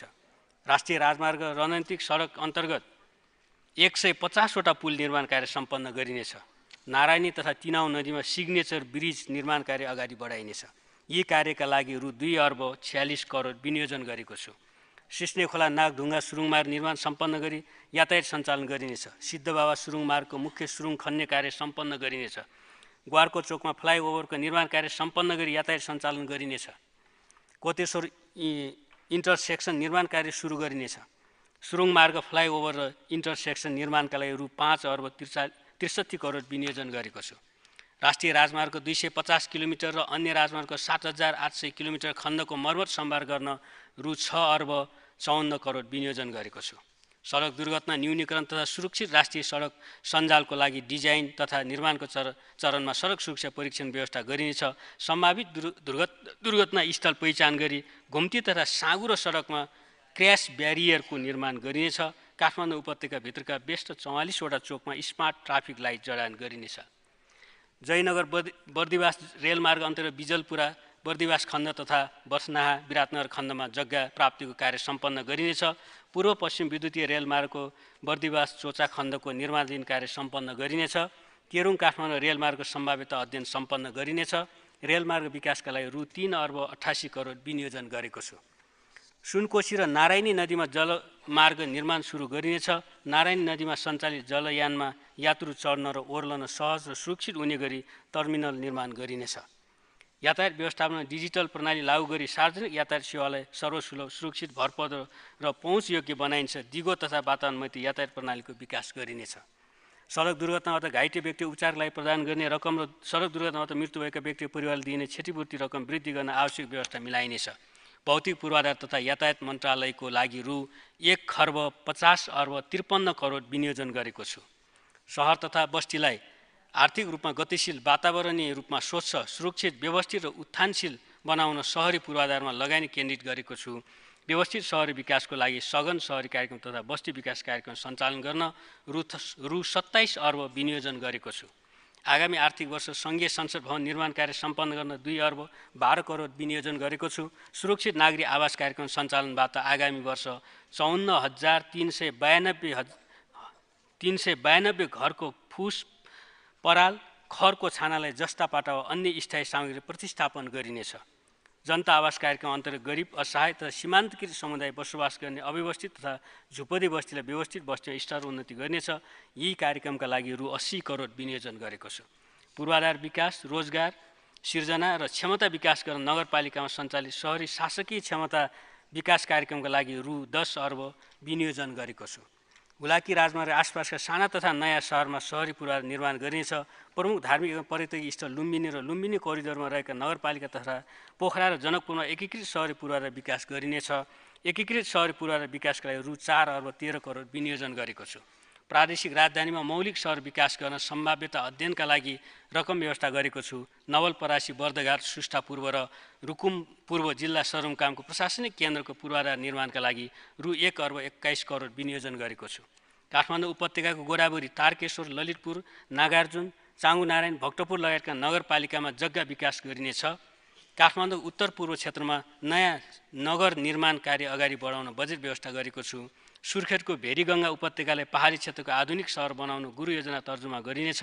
नक्खु कोरिडोर र ढोबीखोला कोरिडोर निर्माण कार्यलाई निरन्तरता दिइनेछ। डोटीको सिलगढीलाई सांस्कृतिक सहरको रूपमा विकास गरिनेछ। काठमाडौँ उपत्यका र अन्य सम्भाव्य स्थानमा सरकारी र निजी क्षेत्रको सहभागितामा जग्गा विकास गरी विपद प्रतिरोधी र सुपथ मूल्यका 50,000 आवास इकाइको विकास गरिनेछ। पहिलो चरणमा काठमाडौँ उपत्यकाका विकास प्राधिकरणबाट प्रस्ताव गरेका नयाँ सहरमा कार्यक्रम सञ्चालन गरिनेछ। दोस्रो चरणमा सम्भाव्यताका आधारमा काठमाडौँ उपत्यका बाहिर आवास इकाइ विकास गरिनेछ। वैदेशिक रोजगारीबाट आर्जित रकमबाट आवास बनाउन चाहने परिवारलाई व्यवस्थित बस्ती विकास कार्यक्रममा आबद्ध गरिनेछ। स्थानीय तहसँग समन्वय गरी विप्रेषणको रकमले घर बनाउन चाहने कम्तीमा 10 परिवारलाई एकै स्थानमा एकल वा सामूहिक आवास बनाउन प्रोत्साहित गरिनेछ। बाराको सिमरौनगढ, पर्साको ठोरी, मुस्ताङको लोमन्थाङ, उपल्लो डोल्पाको धो उपत्यका, हुम्लाको लिमी उपत्यका र कञ्चनपुरको चाँदनी दोडारामा नयाँ नमुना बस्ती निर्माण गरी आर्थिक तथा पर्यटकीय केन्द्रको रूपमा विकास गरिनेछ। स्थानीय तहसँग सहकार्यमा काठमाडौँ उपत्यका ढोबीखोला, बागमती र विष्णुमती कोरिडोरमा स्काइवे तथा पडवे यातायात प्रणालीको सम्भाव्यता अध्ययन गरी निर्माण कार्य अगाडि बढाइनेछ। शहरी सौन्दर्य र स्वच्छताका लागि स्थानीय तहसँगको सहकार्यमा सहरका नदी किनारमा हरियाली प्रवर्धन र पार्कको निर्माण कार्यलाई अभियानका रूपमा सञ्चालन गरिनेछ। घना बस्तीमा खुला क्षेत्रको पहिचान र संरक्षण गर्दै समुदायको सहकार्यमा एक वडा एक पार्क निर्माण गरिनेछ। नगर विकास कोषको पुनर्संरचना गरी सहर लगानीमा सहरी पूर्वाधार निर्माण गरिनेछ। बागमती नदीमा सुखायाममा न्यूनतम बहाव सुनिश्चित गर्न काठमाडौँ उपत्यका वरिपरिका क्षेत्रमा जल पुनर्भरण केन्द्र निर्माण र जलाधार संरक्षण गरिनेछ। बागमती नदी प्रणालीको शान सभ्यताको उत्थान भन्ने सोचका साथ बागमती नदीको सफाई अभियानलाई निरन्तरता दिइनेछ। बागमती सभ्यता परियोजनाका लागि रु 2 अर्ब 72 करोड विनियोजन गरेको छु। शहरी विकास मन्त्रालयतर्फ रु 92 अर्ब 63 करोड विनियोजन गरेको छु। जलवायु परिवर्तन अनुकूलन तथा न्यूनीकरणका कार्यक्रम सञ्चालन गरिनेछ। विपद व्यवस्थापन र जलवायु अनुकूलन कार्यक्रमलाई एकीकृत रूपमा सञ्चालन गर्ने व्यवस्था मिलाइनेछ।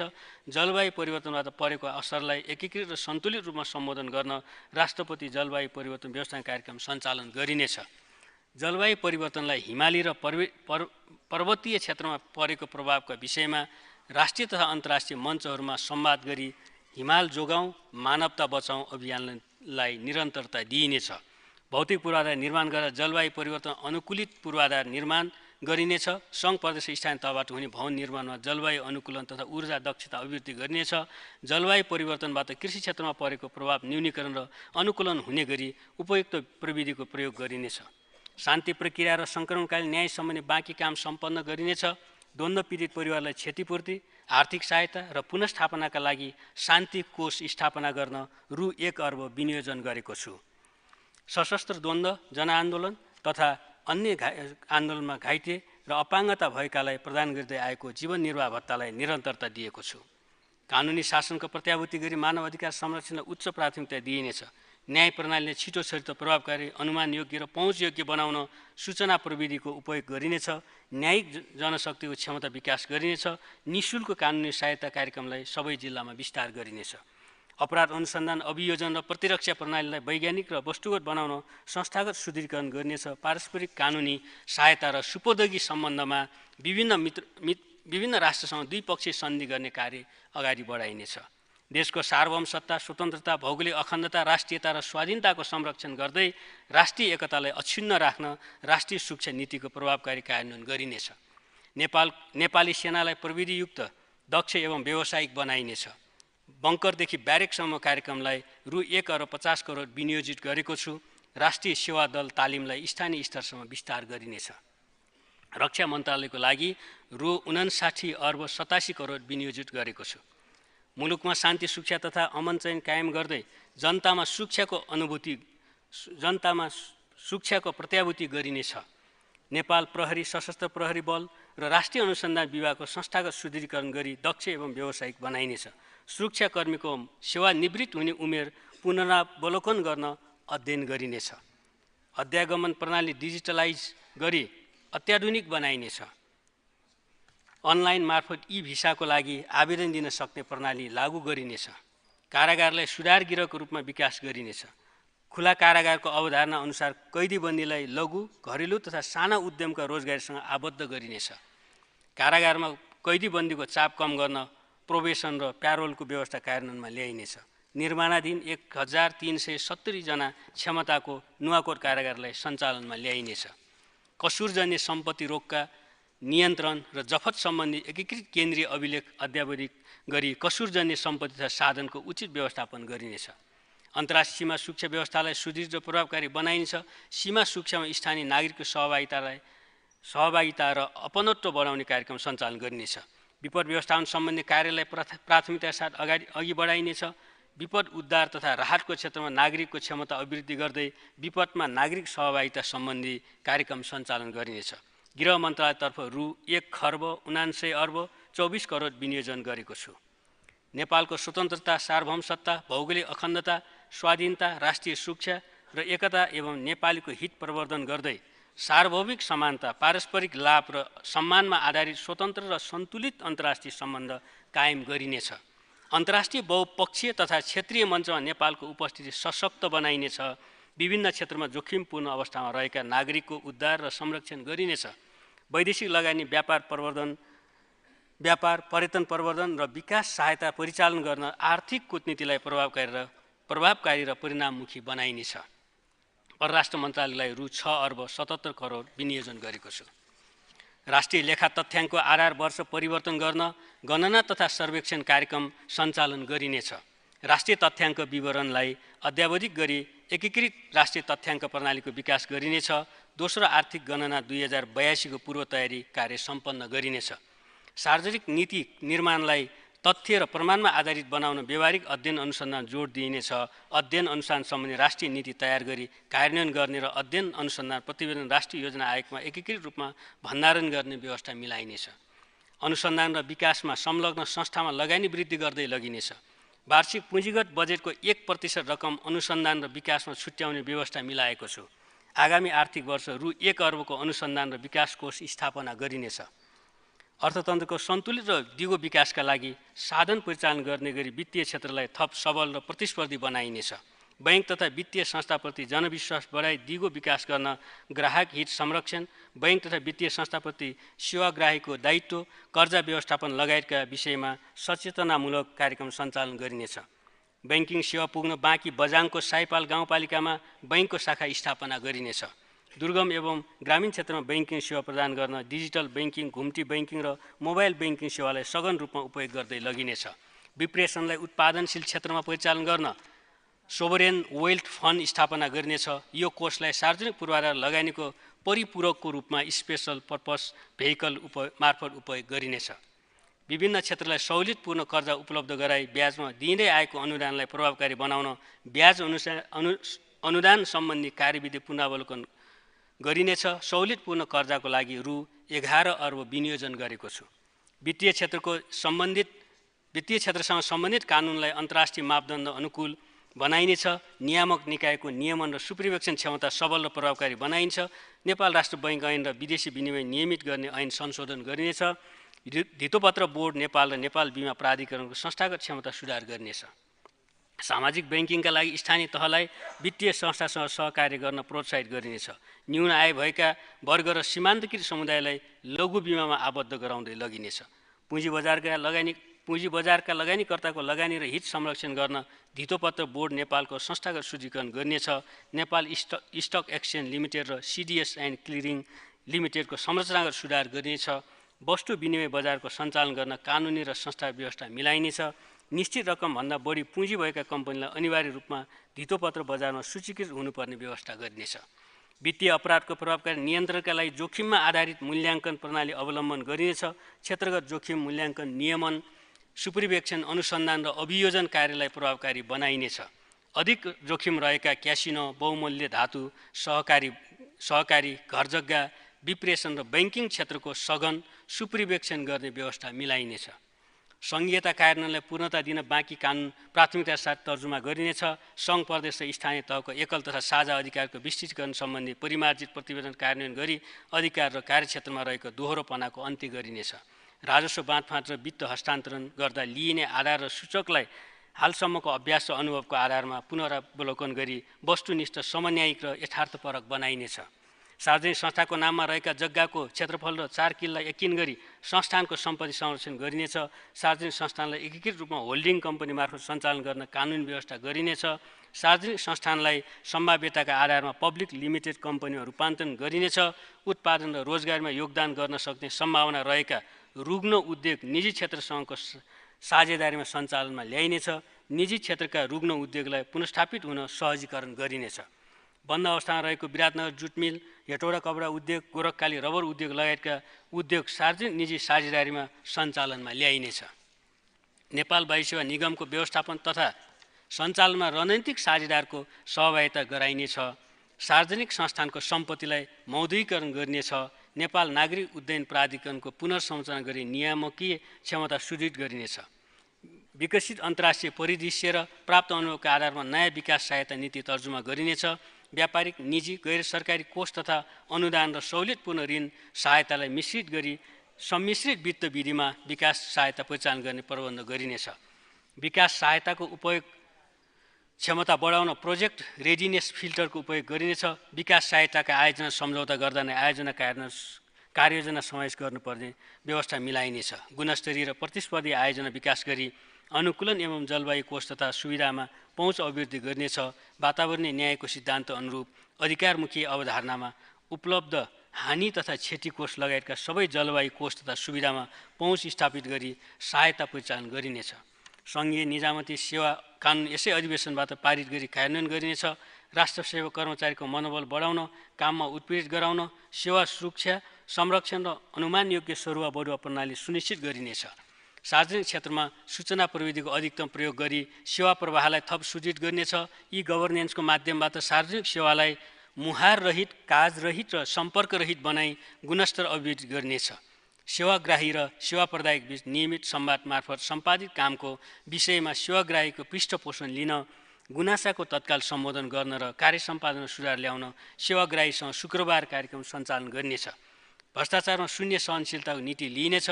भ्रष्टाचारको दृष्टिले उच्च जोखिमका क्षेत्र पहिचान गरी नियन्त्रणका लागि एकीकृत रूपमा प्रवर्धनात्मक, निरोधात्मक तथा उपचारात्मक उपाय अवलम्बन गरिनेछ। सार्वजनिक खर्चलाई प्रतिफलमुखी बनाउन मितव्ययिता अपनाइनेछ। कार्यालयको प्रकृति र जनशक्ति आधारमा कार्यालय सञ्चालन खर्च, घरभाडा, बिजुली, इन्धन, पानी, सञ्चार, महसुल खर्चमा मितव्ययिता कायम गरिनेछ। मन्त्रालय र निकायको चालु प्रकृतिका खर्च कार्यक्रम खर्चबाट बेहोर्ने प्रवृत्ति निरुत्साहित गरिनेछ। आयोजना सञ्चालनको लागि आवश्यक पर्ने जनशक्ति निजामती सेवाबाट खटाइने व्यवस्था मिलाइनेछ। सङ्घीय कार्यालय औचित्य र आवश्यकता आधारमा एक आपसमा गाभिने र खारेज गरिनेछ। सरकारी कार्यालयको सेवा प्रवाह, जनशक्ति, कार्यक्षेत्र, कार्यबोझ लगायतको आधारमा भवनको संरचना, आकार र आदि आन्तरिक साजसज्जाको मापदण्ड तयार गरी कार्यान्वयनमा ल्याइनेछ। विभिन्न मञ्चमा मुलुकको प्रतिनिधित्व सम्बन्धित देश वा कार्यक्षेत्रमा रहेका नेपाली दूतावास गर्ने व्यवस्था मिलाई नेपाल सरकारबाट अनिवार्य रूपमा प्रतिनिधित्व गर्नुपर्ने बाहेक वैदेशिक भ्रमणलाई निरुत्साहित गरिनेछ। सार्वजनिक खर्च तथा वित्तीय उत्तरदायित्व मूल्याङ्कन तेस्रो प्रतिवेदनका आधारमा सार्वजनिक वित्त व्यवस्थापन सुधार रणनीति तयार गरी कार्यान्वयनमा ल्याइनेछ। आन्तरिक ऋणको पुनर्संरचना गरी मध्य र दीर्घकालीन उपकरणको उपयोग गर्ने रणनीति लिइनेछ। परियोजना विशेष ऋणपत्र मार्फत लगानी जुटाउने प्रबन्ध मिलाइन्छ। नेपाल सरकार मार्फत सरकारी संस्थानमा परिचालन हुने ऋण एस्क्रो एकाउन्ट मार्फत सोझै भुक्तानी गर्ने व्यवस्था मिलाइनेछ। निर्माणजन्य सामग्रीको सहज उपलब्धताका लागि प्रदेश स्थानीय तहसँग समन्वय सहकारीलाई प्रभावकारी बनाइनेछ।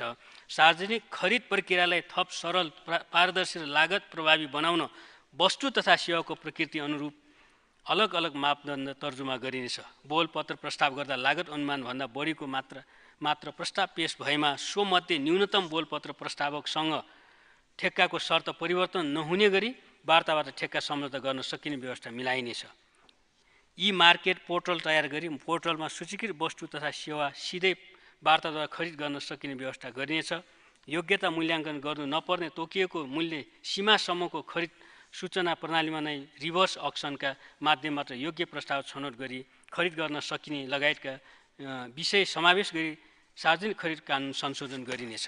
सार्वजनिक खरिद अनुगमन कार्यालयको संस्थागत सुदृढीकरण गरिनेछ। सार्वजनिक निर्माण र परामर्श सेवा खरिदको स्ट्यान्डर्ड बिडिङ डकुमेन्ट परिमार्जन गरिनेछ। विद्युतीय खरिद प्रणालीलाई सुदृढ गरी निर्माण व्यवसाय र परामर्शदाताको विवरण एकीकृत रूपमा प्राप्त गर्ने व्यवस्था मिलाइन्छ। ठेक्का व्यवस्थापनमा संलग्न निर्माण कम्पनी तेस्रो पक्षबाट रेटिङ गराई मूल्याङ्कनको आधारको रूपमा लिन सकिने व्यवस्था मिलाइनेछ। आयोजनाको प्रभावकारी कार्यान्वयन गरी तोकिएको समयमा नै सम्पन्न गर्न आन्तरिक प्रतिस्पर्धाको आधारमा आयोजना प्रमुख छनौट गर्ने र कार्य सम्पादन सम्झौतामा तोकिएको न्यूनतम अङ्क हासिल नगरेमा बाहेक आयोजना अवधिभर सरुवा नगर्ने गरी मापदण्ड तयार गरी कार्यान्वयनमा ल्याइनेछ। विकास आयोजना कार्यान्वयन सम्बन्धी एकीकृत ऐन तर्जुमा गरिनेछ। आयोजना कार्यान्वयनमा सरकारवाला र समुदायको संलग्नता अभिवृद्धि गरिनेछ। राष्ट्रिय प्राथमिकताका आयोजना 2 शिफ्टमा काम गर्ने व्यवस्था मिलाइनेछ। तोकिएको समय अगावै आयोजना सम्पन्न गर्ने कर्मचारी र निर्माण व्यवसायलाई पुरस्कृत गर्ने प्रबन्ध गरिनेछ। आगामी आर्थिक वर्ष बजेट कार्यान्वयन कार्ययोजना 2081 असार मसान्तभित्र र आवश्यक कार्यविधि मापदण्ड र निर्देशिका 2081 साउन मसान्तभित्र तयार गरिसक्नुपर्नेछ। सम्माननीय महोदय, अब म माथिका क्षेत्रगत नीति तथा कार्यक्रम कार्यान्वयनका लागि बजेट विनियोजन तथा स्रोत व्यवस्थापन अनुमान प्रस्तुत गर्ने अनुमति चाहन्छु। आगामी आर्थिक वर्षका लागि कुल खर्च रु 18 खर्ब 60 अर्ब 30 करोड विनियोजन गरेको छु। कुल विनियोजन मध्ये चालुतर्फ रु 11 खर्ब 40 अर्ब 66 करोड अर्थात् 61.31%, पुँजीगततर्फ रु 3 खर्ब 52 अर्ब 35 करोड अर्थात् 18.94% र वित्तीय व्यवस्थातर्फ रु 3 खर्ब 67 अर्ब 18 करोड अर्थात् 19.74% रहेको छ। यो खर्च अनुमान चालु आर्थिक वर्षको विनियोजनको तुलनामा 6.2%ले बढी र संशोधित अनुमानको तुलनामा 21.56%ले बढी हो। कुल विनियोजनमा प्रदेश र स्थानीय तहमा वित्तीय हस्तान्तरणतर्फ रु 4 खर्ब 8 अर्ब 27 करोड विनियोजन रहेको छ। आगामी आर्थिक वर्षका लागि अनुमान गरिएको खर्च बेहोर्ने स्रोतमध्ये राजस्वबाट रु 12 खर्ब 60 अर्ब 30 करोड र वैदेशिक अनुदानबाट रु 52 अर्ब 33 करोड बेहोर्दा रु 5 खर्ब 47 अर्ब 67 करोड न्यून हुनेछ।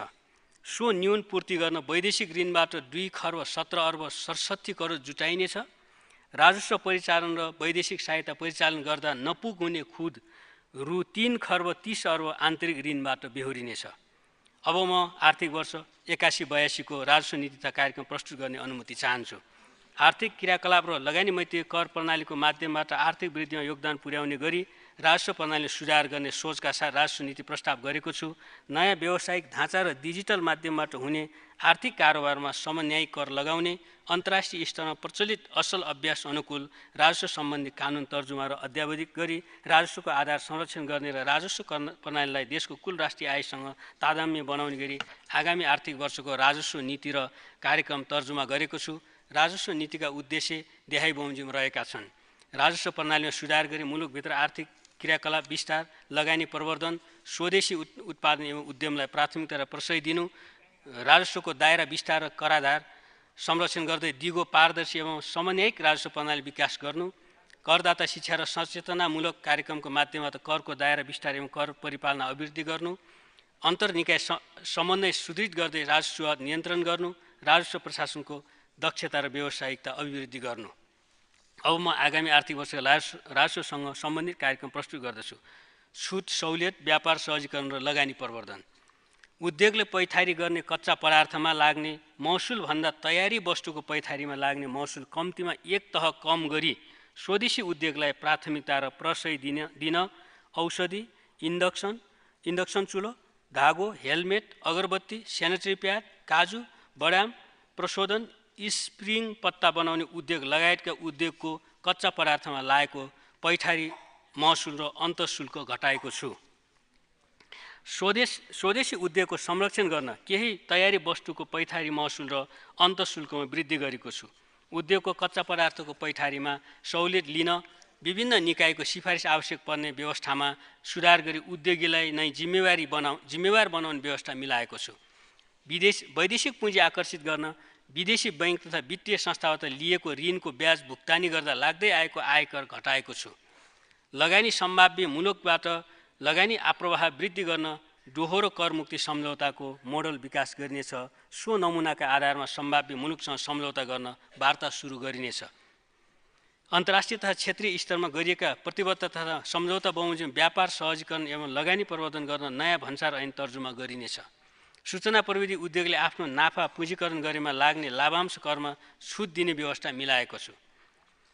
व्यवसायको क्षमता विस्तारका लागि पुँजी वृद्धि गरेको अवस्थामा नियन्त्रणमा परिवर्तनका कारण लाग्ने करमा सहुलियत दिने व्यवस्था मिलाएको छु। यसबाट खास गरी स्टार्टअप र venture capital, private equity fund लाभान्वित हुने विश्वास लिएको छु। दैनिक 1000 लिटरभन्दा बढी दुध उत्पादन गर्ने पशुपालन फर्म तथा उद्योगले पैठारी गर्ने स्टिल मिल्क क्यानमा लाग्दै आएको 15% भन्सार महसुल घटाई 1% मात्र कायम गरेको छु।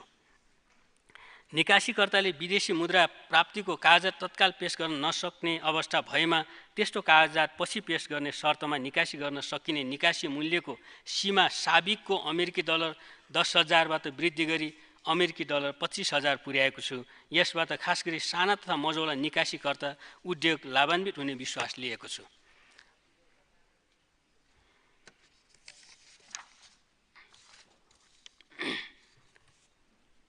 वनमारा पातपतिङहरूलाई खेर जाने सामग्रीबाट बन्ने पिलेटको निकासीमा लाग्ने महसुल हटाएको छु। कर विवादका कारण भोग्नु परेका समस्या एवं मर्काका सम्बन्धमा करदाताबाट गुनासो आइरहेको सन्दर्भमा कर निर्धारण लगायतका विषयमा अध्ययन गरी समस्या समाधान गरिनेछ। अपाङ्गता भएका व्यक्तिले पैठारी गर्ने स्कुटरमा मूल्य अभिवृद्धि कर फिर्ता दिने व्यवस्थाको सट्टा भन्सार बिन्दुमा नै छुट दिने व्यवस्था मिलाएको छु। भन्सार महसुल दर तोक्ने र हेरफेर गर्ने विषय समावेश गरी छुट्टै नयाँ भन्सार महसुल विधेयक पेश गरेको छु। यसबाट भन्सार प्रशासन काम कारबाहीमा सहजता र प्रभावकारिता अभिवृद्धि हुने अपेक्षा गरेको छु। आन्तरिक राजस्व परिचालन रणनीति तर्जुमा गरी लागू गरिनेछ। 6औं चरणको भन्सार सुधार तथा आधुनिकीकरण योजना बमोजिम भन्सार प्रशासन सुधार गरिनेछ। राजस्व प्रशासनको विभागीय प्रमुखमा पदस्थापन गर्दा आवश्यक पर्ने वित्तीय निश्चित योग्यता एवं कार्यानुभव सहितको मापदण्ड तर्जुमा गरी कार्यान्वयन गरिनेछ। कर प्रणाली सुधार सम्बन्धी उच्च स्तरीय सुझाव समितिको प्रतिवेदन कार्यान्वयन गर्दै लगिनेछ। कर छुट दिन सरकारले त्याग गरेको करको हिसाब सरकारको वित्तीय प्रतिवेदनमा प्रतिबिम्बित हुने गरी कर खर्च प्रणाली अवलम्बन गरिनेछ। विकास सहायता सम्बन्धी नयाँ सम्झौता गर्दा आयोजनालाई कर छुट दिने व्यवस्था गर्नुको सट्टा कर फिर्ता वा निकासाको माध्यमबाट कर छुट प्रदान गर्ने व्यवस्था मिलाइनेछ। मूल्य अभिवृद्धि करमा दर्ता भएका सबै करदाताले क्रमशः अनिवार्य रूपमा विद्युतीय प्रणालीबाट बिजक जारी गर्नुपर्ने व्यवस्था मिलाइनेछ। वार्षिक रु 25 करोडभन्दा बढीको कारोबार गर्ने सबै करदाताको कारोबारलाई केन्द्रीय बिजक अनुगमन प्रणालीमा आबद्ध गरिनेछ। उपभोक्तालाई बिलिङ प्रणालीमा आकर्षित गर्न डिजिटल मूल्य अभिवृद्धि करको 10% रकम उपभोक्तालाई फिर्ता दिने व्यवस्था कार्यान्वयनमा देखिएका समस्या समाधान गरी आगामी साउनदेखि प्रभावकारी रूपमा कार्यान्वयन गरिनेछ। सबै सरकारले विद्युतीय माध्यमबाट अग्रिम कर कत्तीको विवरण दिनुपर्ने व्यवस्थालाई अनिवार्य गरिनेछ। स्थानीय तहसँग समन्वय र सहकार्य गरी एकीकृत रूपमा करदाता दर्ता गर्ने र करका विवरण सङ्कलन गर्ने कार्यमा सहयोग आदान प्रदान गर्न सूचना प्रणालीको विकास गरिनेछ। करदाताको सङ्ख्या र कारोबारको प्रकृति अनुसार आन्तरिक राजस्व कार्यालय र करदाता सेवा कार्यालयको विस्तार एवं स्तर उन्नति गरिनेछ। भन्सार प्रशासनको संगठन सुधार गरिनेछ। भन्सार जाँचपाँच कार्यालयको पुनर्संरचना गरी जाँचपाँच पछिको परीक्षण कार्यालय प्रभावकारी बनाइन्छ। राजस्व प्रशासन कार्य सम्पादन आधारित व्यवस्थापन प्रणाली लागू गरिनेछ। राजस्व प्रशासनमा कार्य कर्मचारीको व्यावसायिकता एवं मनोबल उच्च राख्न उपयुक्त उत्प्रेरणाको व्यवस्था गरिनेछ। ब्याङ्क तथा वित्तीय संस्थामा पेश गरिएका वित्तीय विवरण र कर सूचना प्रणालीमा पेश भएका विवरणबीच आबद्धता कायम गर्ने स्वचालित प्रणाली विस्तार गरी लागू गरिनेछ। करदाताले बुझाउनु पर्ने विवरण बुझाएको र कर बकौटा नरहेको अवस्थामा करदाता स्वयंले QR कोड सहितको कर चुक्ता प्रमाणपत्र प्राप्त गर्न सक्ने प्रणालीको विकास गरिनेछ। व्यावसायिक कारोबारको भुक्तानी विद्युतीय माध्यम वा QR कोड मार्फत गर्दा व्यावसायिक खातामा भुक्तानी गर्नुपर्ने कानुनी व्यवस्था गरेको छु। कराधार, क्षयीकरण, मुनाफाको स्थानान्तरण तथा आयको खण्डीकरण जस्ता अभ्यासबाट हुने कर छलीको रोकथाम तथा न्यूनीकरणको लागि हस्तान्तरण मूल्य सम्बन्धी निर्देशिका तर्जुमा गरिनेछ। कर परीक्षण तथा अनुसन्धानलाई स्वच्छ, पारदर्शी र आधुनिक बनाउन एसेसमेन्ट तथा फेसलेस अडिट लागू गर्नेछ। राजस्व प्रशासनमा इन्टेलिजेन्स युनिट खडा गरी सूचनाको प्राप्ति, वर्गीकरण, एकीकरण र विश्लेषण गर्ने प्रणालीको विकास गरिनेछ। मूल्य अभिवृद्धि कर छुट दिएका वस्तु र सेवाको सूची घटाउँदै स्वच्छ कर प्रणाली विकास गर्न र कराधार विस्तार गर्न केही वस्तुमा मूल्य अभिवृद्धि कर छुट दिने व्यवस्था खारेज गरेको छु। आलु, प्याज, स्याउ लगायतका तरकारी एवं फलफुलमा लागेको मूल्य अभिवृद्धि कर खारेज गरेको छु। यसबाट स्वदेशी उत्पादन संरक्षणमा टेवा पुग्ने विश्वास लिएको छु। मदिरा, बियर, सुर्ती र चुरोटमा लगाइएको अन्तःशुल्क दरमा वृद्धि गरेको छु। मूल्य अभिवृद्धि करमा दर्ताका लागि वस्तु र सेवाको मिश्रित कारोबारमा हाल रहेको थ्रेसहोल्डमा वृद्धि गरी 30 लाख पुर्याएको छु। आयकर प्रयोजनका लागि भौतिक उपस्थिति नभएको तर आर्थिक उपस्थितिलाई समेट्ने गरी बासिन्दाको परिभाषामा परिमार्जन गरेको छु। यसबाट अन्तर्राष्ट्रिय डिजिटल प्लेटफर्मको बढ्दो प्रयोगबाट हुनसक्ने कराधारको क्षयीकरण रोक्ने आधार तयार गरिनेछ। कार्बन उत्सर्जन घटाउने अन्तर्राष्ट्रिय प्रतिबद्धता अनुरूप पेट्रोलियम पदार्थ र कोइलाको पैठारीमा हरित कर लगाएको छु। गैर करको दरमा समय सापेक्ष वृद्धि गरिनेछ। गैर कर राजस्वलाई लागत प्रभावी बनाइनेछ। कर प्रशासनको कार्य प्रक्रिया सरलीकरण गर्न र करदाताको कर परिपालना सहज बनाउन बिजनेस प्रोसेस रिइन्जिनियरिङको आधारमा सेवा प्रवाहलाई सरल, सहज, भरपर्दो र विश्वसनीय बनाइनेछ। तर सूचना प्रणालीमा भण्डारण भएका तथ्याङ्कलाई भरपर्दो र प्रभावकारी बनाउन नियमित रूपमा प्रणाली अडिट गरिनेछ। करदाता र कर प्रशासनले प्रयोग गर्ने सूचना प्रविधि प्रणाली बीच अन्तर्आबद्धता कायम गरी करदाता पोर्टलबाट दाखिल हुने सबै विवरण एपीआई मार्फत समेत दाखिल गर्न सक्ने गरी विभागको प्रणाली परिमार्जन गरिनेछ। राजस्व प्रशासनबाट प्रदान गर्ने सेवालाई पेपरलेस, फेसलेस र कन्ट्याक्टलेस बनाउन र कर सम्बन्धी सूचना विश्लेषण गर्न कृत्रिम बौद्धिकताको प्रयोग गरिनेछ। सूचना प्रविधिमा आधारित भन्सार प्रणाली विकासका लागि अङ्कटाडसँगको सहकार्य गरिनेछ। भन्सार कार्यालयलाई metal detector, x ray, baggage scanner र भेहिकल स्क्यानर लगायत उपकरण जडान गरी आधुनिक प्रविधियुक्त बनाइनेछ। नेपाल राष्ट्रिय एकद्वार प्रणाली कार्यान्वयनलाई प्रभावकारी बनाई एकीकृत प्रणाली मार्फत करदाताको व्यावसायिक समय र लागत घटाइन्छ। भन्सार प्रज्ञापन पत्रमा भन्सार अधिकृतको डिजिटल सिग्नेचर कार्यान्वयनमा ल्याइनेछ।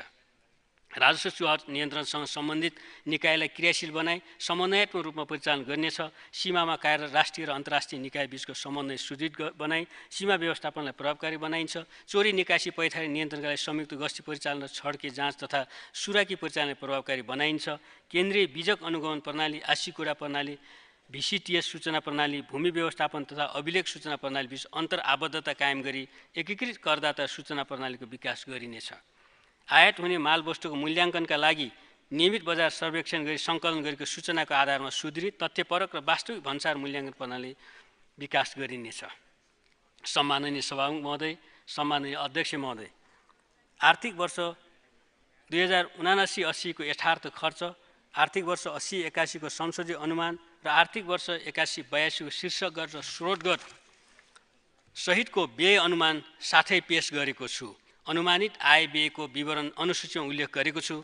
अन्तर्राष्ट्रिय विकास साझेदारबाट प्राप्त हुने प्राविधिक सहायता तथा अन्तर्राष्ट्रिय गैर सरकारी संस्थाबाट परिचालन हुने सहायता सम्बन्धी विवरण समेत साथै प्रस्तुत गरेको छु।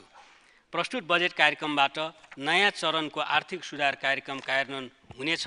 लामो समयदेखि पुँजीगत खर्चको परिचालनमा देखिएका अवरोध समाधान हुने र सार्वजनिक वित्त प्रणाली थप चुस्त भई सार्वजनिक खर्चको प्रभावकारिता बढ्ने अपेक्षा गरेको छु। बजेटमा प्रस्ताव गरेको राजस्व सम्बन्धी नीति तथा कार्यक्रमको कार्यान्वयनबाट राजस्वको आधार तथा दायरा विस्तार हुने, आर्थिक क्रियाकलाप र लगानी मैत्री कर प्रणाली स्थापित भई आन्तरिक राजस्व परिचालन सुदृढ हुँदै जाने अपेक्षा गरेको छु। यो बजेटको कार्यान्वयनबाट आर्थिक गतिविधिमा तीव्रता आउने र उत्पादन वृद्धि तथा रोजगार सिर्जना हुन गई दिगो, फराकिलो एवं समावेशी आर्थिक वृद्धि हासिल हुने विश्वास लिएको छु। बजेटमा प्रस्ताव गरेका नीति तथा कार्यक्रमको कार्यान्वयनबाट आगामी आर्थिक वर्ष 6% आर्थिक वृद्धि हासिल हुने अनुमान गरेको छु। आगामी वर्ष मुद्रास्फीति 5.5% रहने अनुमान छ। बजेटमा उल्लेखित नीति तथा कार्यक्रमको कार्यान्वयनमा सघाउ पुग्ने गरी नेपाल राष्ट्र बैङ्कबाट मौद्रिक नीति तर्जुमा हुनेछ।